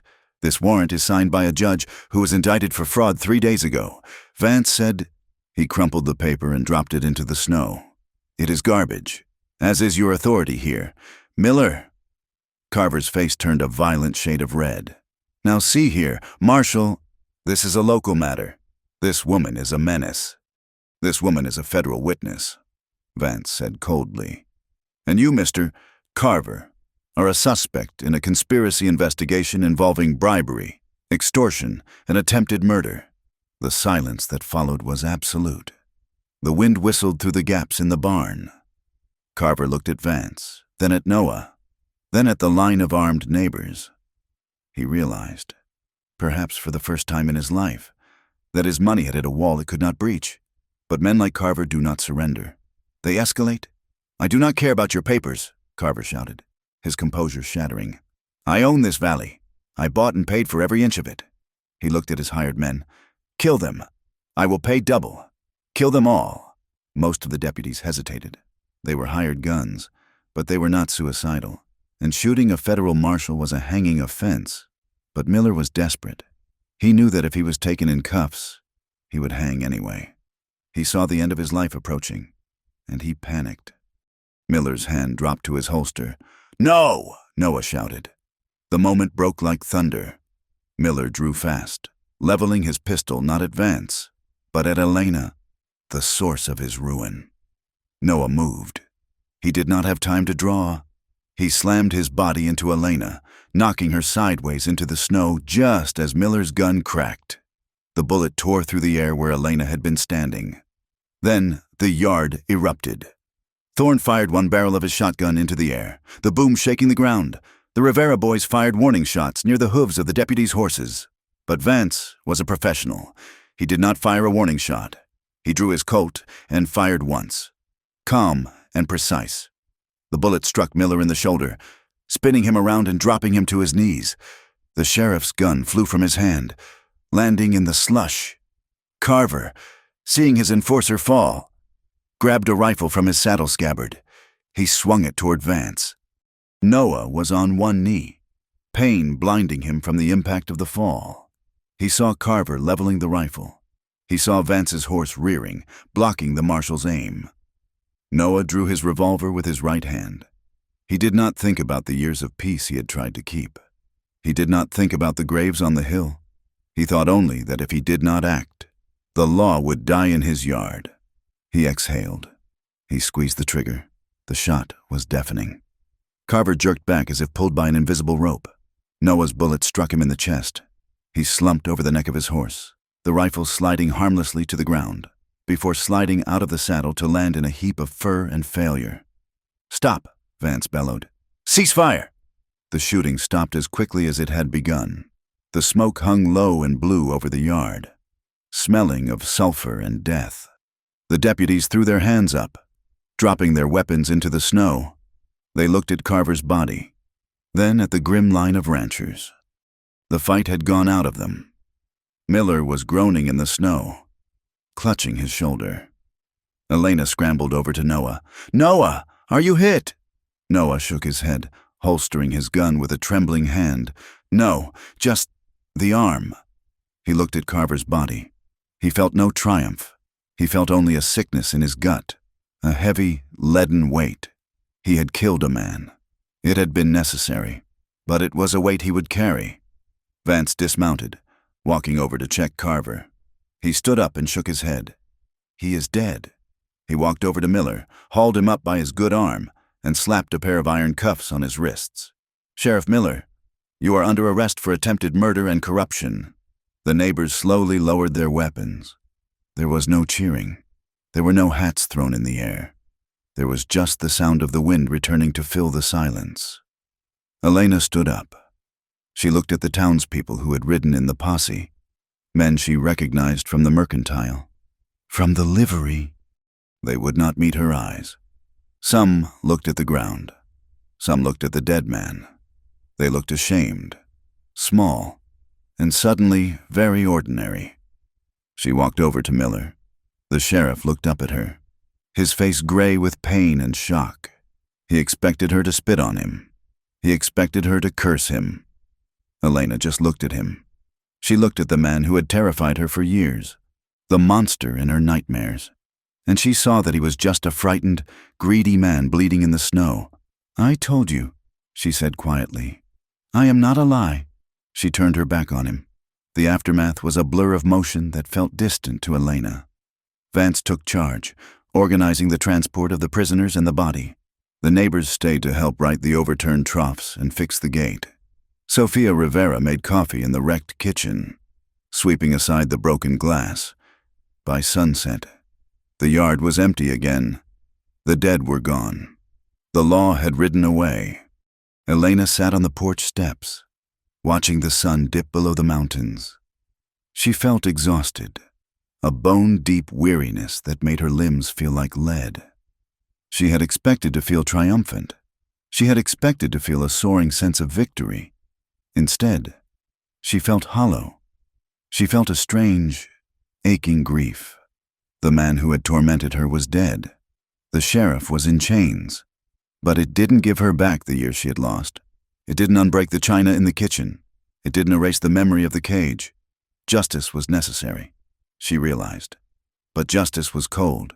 It balanced the scales, but it did not heal the wound. The screen door creaked. Noah came out. He had taken off his coat. His shirt was white against the gathering dark. He sat down beside her, moving stiffly. He did not speak for a long time.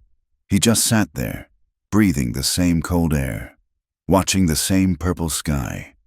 "It is over," he said finally. "Is it?" Elena asked. "The fighting is over," Noah said. "The rest, the remembering, that takes longer." He reached out and took her hand. His skin was rough, warm, and alive. Elena looked at their joined hands. She saw the scars on his knuckles. She saw the tremor in her own fingers. "We ruined your house," she said softly. "We can fix the house," Noah said. "Wood and nails are cheap." He turned to look at her.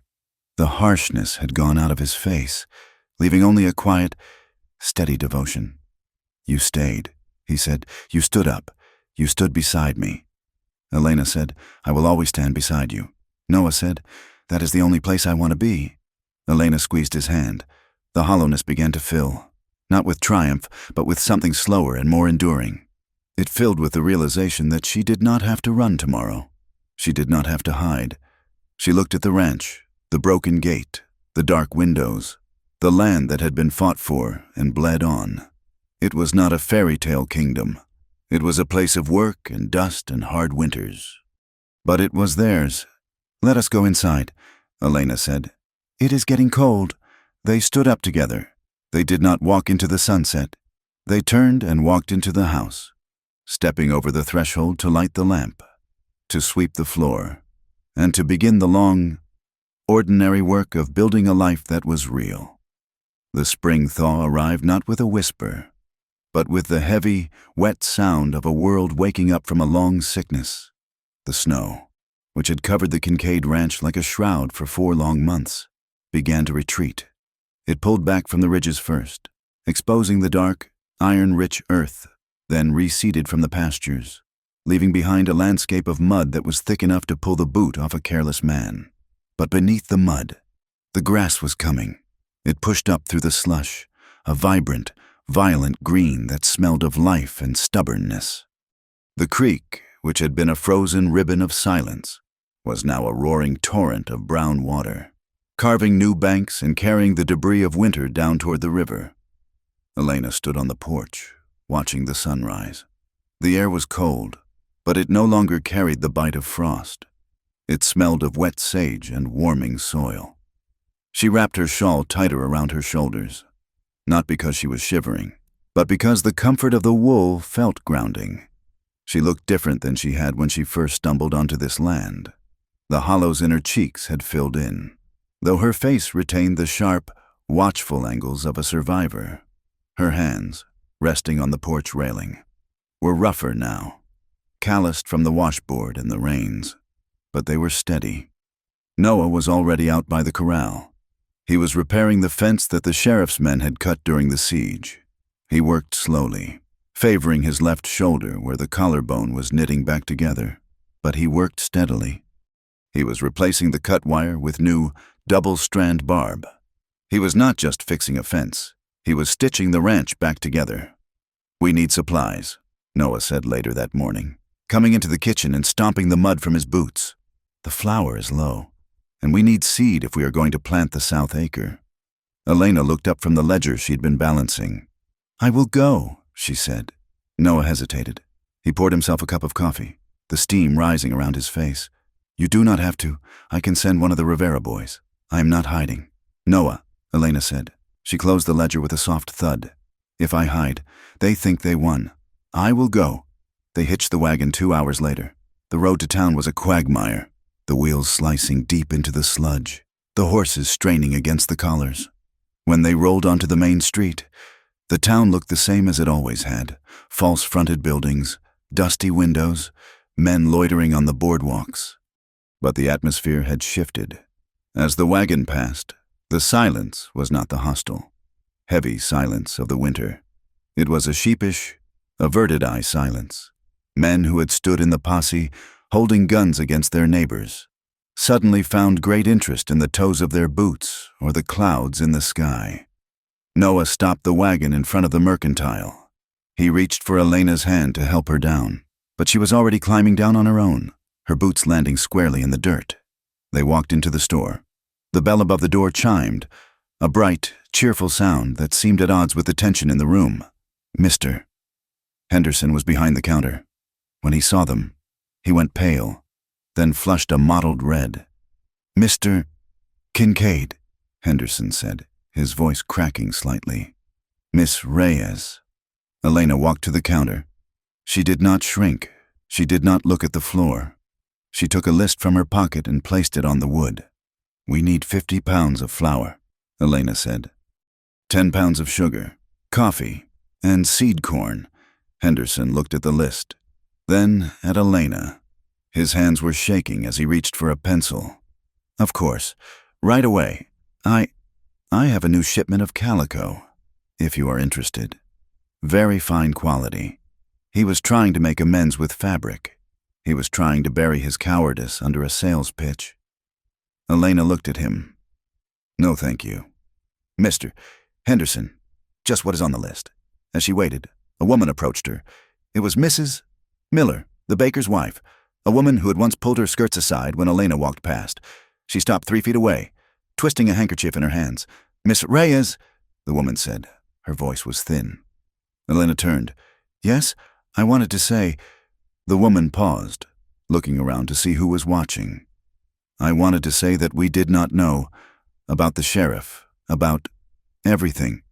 It is a terrible thing. What happened? It was an apology, but it was a weak one. It was an apology that tried to claim ignorance as a virtue." "You knew enough," Elena said quietly. "You knew I was a human being. That should have been enough." The woman flinched. She opened her mouth to argue, then closed it. She nodded once, stiffly, and walked away. Elena watched her go. She felt no triumph. She felt no anger. She simply felt clear.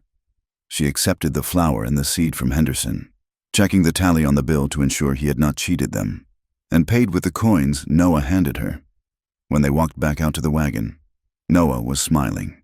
It was a small smile, barely lifting the corners of his mustache. But it was there.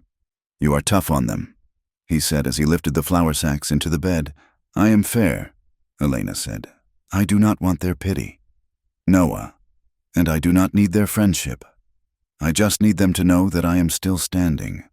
They drove home under a high, blue sky. The world felt vast and indifferent. But for the first time, that indifference felt like freedom. Back at the ranch, life settled into a rhythm that was defined by work and the slow, quiet building of trust. Elena took over the books completely. She had a mind for numbers that she had hidden for years, a sharp, analytical intelligence that saw patterns in the price of grain and the weight of the calves. One evening, she sat at the kitchen table, the lamp casting a golden circle over the papers. Noah was by the fire, mending a bridle. "Noah," Elena said, "you are overpaying the feed supplier in Tucson. He is charging you for shipping twice on the invoices from January." Noah looked up. "Is he?" Elena pointed to the column of figures. "See here and here." He added the freight charge to the subtotal, then added it again at the bottom. Noah stood up and walked over, leaning over her shoulder to look at the ledger. He smelled of leather and wood smoke. "I never noticed," he admitted. "I just paid the bill. You have been losing $4 a month," Elena said. "I will write to him. We will deduct it from the next order." Noah looked at her, and the look in his eyes made her heart stumble.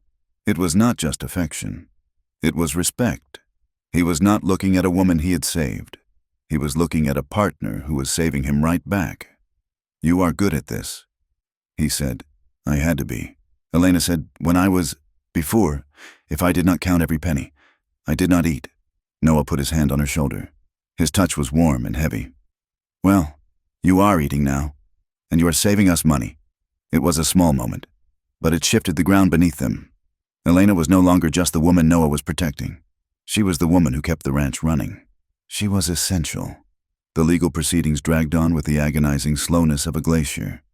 Deputy Marshal Vance stopped by every few weeks, bringing updates that were heavy with legal jargon. There were depositions to be signed. There were affidavits to be sworn. "They are trying to delay," Vance told them one afternoon. Sitting on the porch with a glass of lemonade, "The mine syndicate has expensive lawyers. They think if they drag this out, you will get tired. They think you will run out of money or patience." "Let them think that," Noah said. "We are not going anywhere." Elena sat through the questioning with a stone-faced calm. When the lawyers from the city came to question her character, asking about her time in the mining camp with sneering insinuations, she did not cry. She did not shout. "I did what I had to do to survive," she told them, her voice steady. "If you want to judge someone, judge the men who bought and sold women like cattle. Judge the sheriff who took a cut of the profits." Her testimony was a rock that broke the wave of their accusations, and slowly, the tide began to turn. The deputy marshal confirmed that the charges against the former Sheriff Miller would stick. The corruption was documented. The paper trail was undeniable. It did not fix everything. It did not give back the years Elena had lost, but it drew a line in the dirt. It said that in this valley, at least, the law was no longer a weapon for the rich. One Sunday, when the work was done and the air was soft with the scent of blooming wildflowers, Elena walked up the rise behind the house. She opened the small iron gate and stepped into the family plot. 2 markers stood there, weathered by the wind.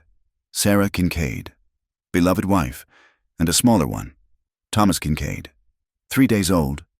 Elena stood there for a long time. She had avoided this place, afraid that her presence would be an insult to the dead. She was the woman who had come after. She was the woman with the stained past. She heard Noah's boots on the grass. He stopped beside her, taking off his hat. She liked the view from here, Noah said. His voice was raw, stripped of its usual reserve. She said you could see the weather coming a day away. Tell me about her, Elena said. Noah looked at the headstone. She was quiet. He said, not like me. She hummed when she cooked.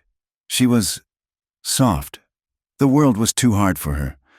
I think, when the fever came, she just faded. It was like watching a candle burn down. He swallowed hard, his throat working. And the boy, he never really took a breath. He just sighed and was gone. After they died, I stopped living. I just kept moving my hands and feet because I did not know how to stop. He looked at Elena. There were tears in his eyes, unspilt and shining. I thought I was dead too. Elena, until you ran into my fence. Elena turned to him. She did not try to offer platitudes. She did not try to tell him it was God's will. She knew better. I cannot be her, Elena said. I am not soft. Noah, I have sharp edges. I do not want you to be her, Noah said.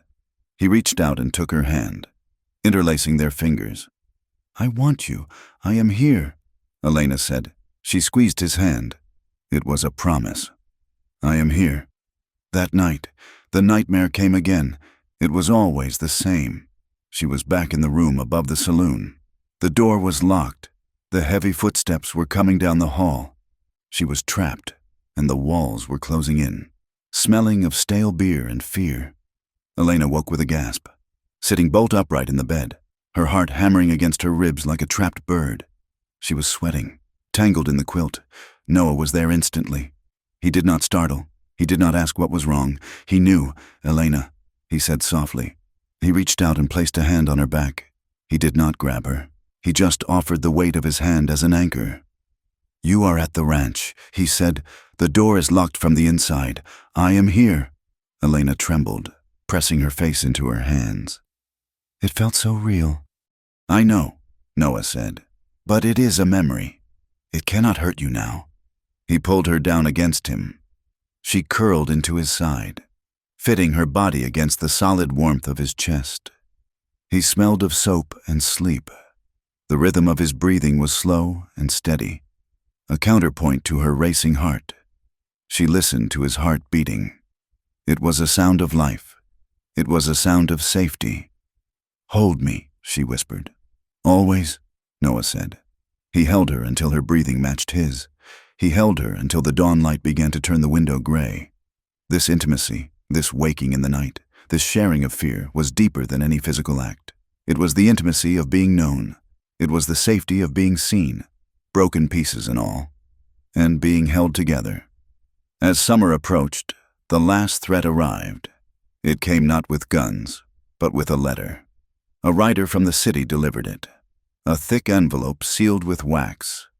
It was from a law firm in San Francisco, representing the investors of the mining syndicate. Elena opened it at the kitchen table. Noah stood behind her, his hand on the back of her chair. It was a final attempt at intimidation. It spoke of countersuits. It spoke of character defamation. It suggested that if Miss Reyes were to withdraw her testimony, a generous settlement could be arranged to help her relocate to a new territory. It was a bribe wrapped in a threat. It was a suggestion that she should take the money and disappear, that she should go back to being a ghost. Elena read it twice. Then she stood up. She walked to the stove, where the breakfast fire was still burning low. What does it say? Noah asked. It says they are afraid, Elena said. She opened the iron door of the stove. She tossed the letter onto the coals. They watched the paper curl.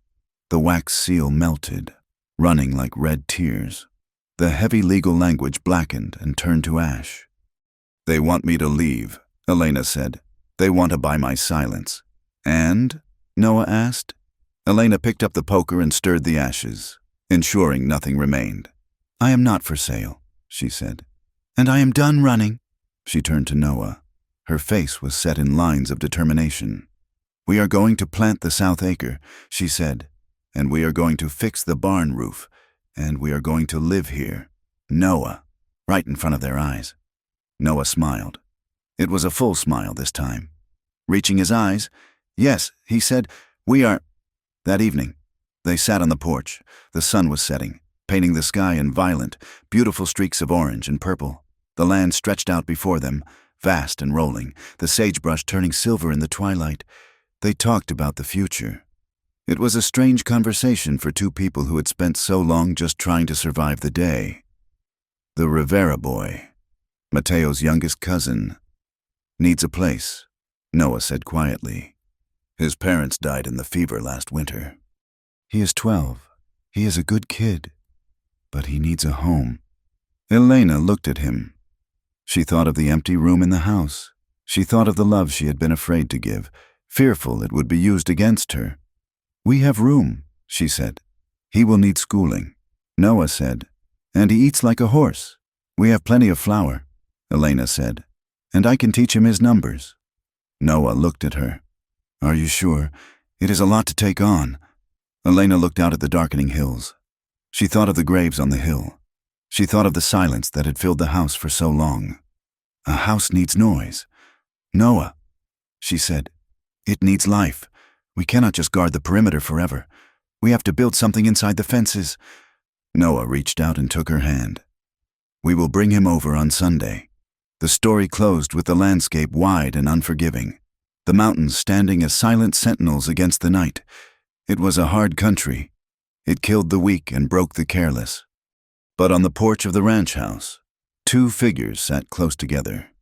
They were not perfect. They carried scars that would ache when the weather turned cold. They carried memories that would wake them in the night. But they were there. Elena leaned her head on Noah's shoulder. She watched the first stars appear, piercing the veil of the dusk. She thought about her life.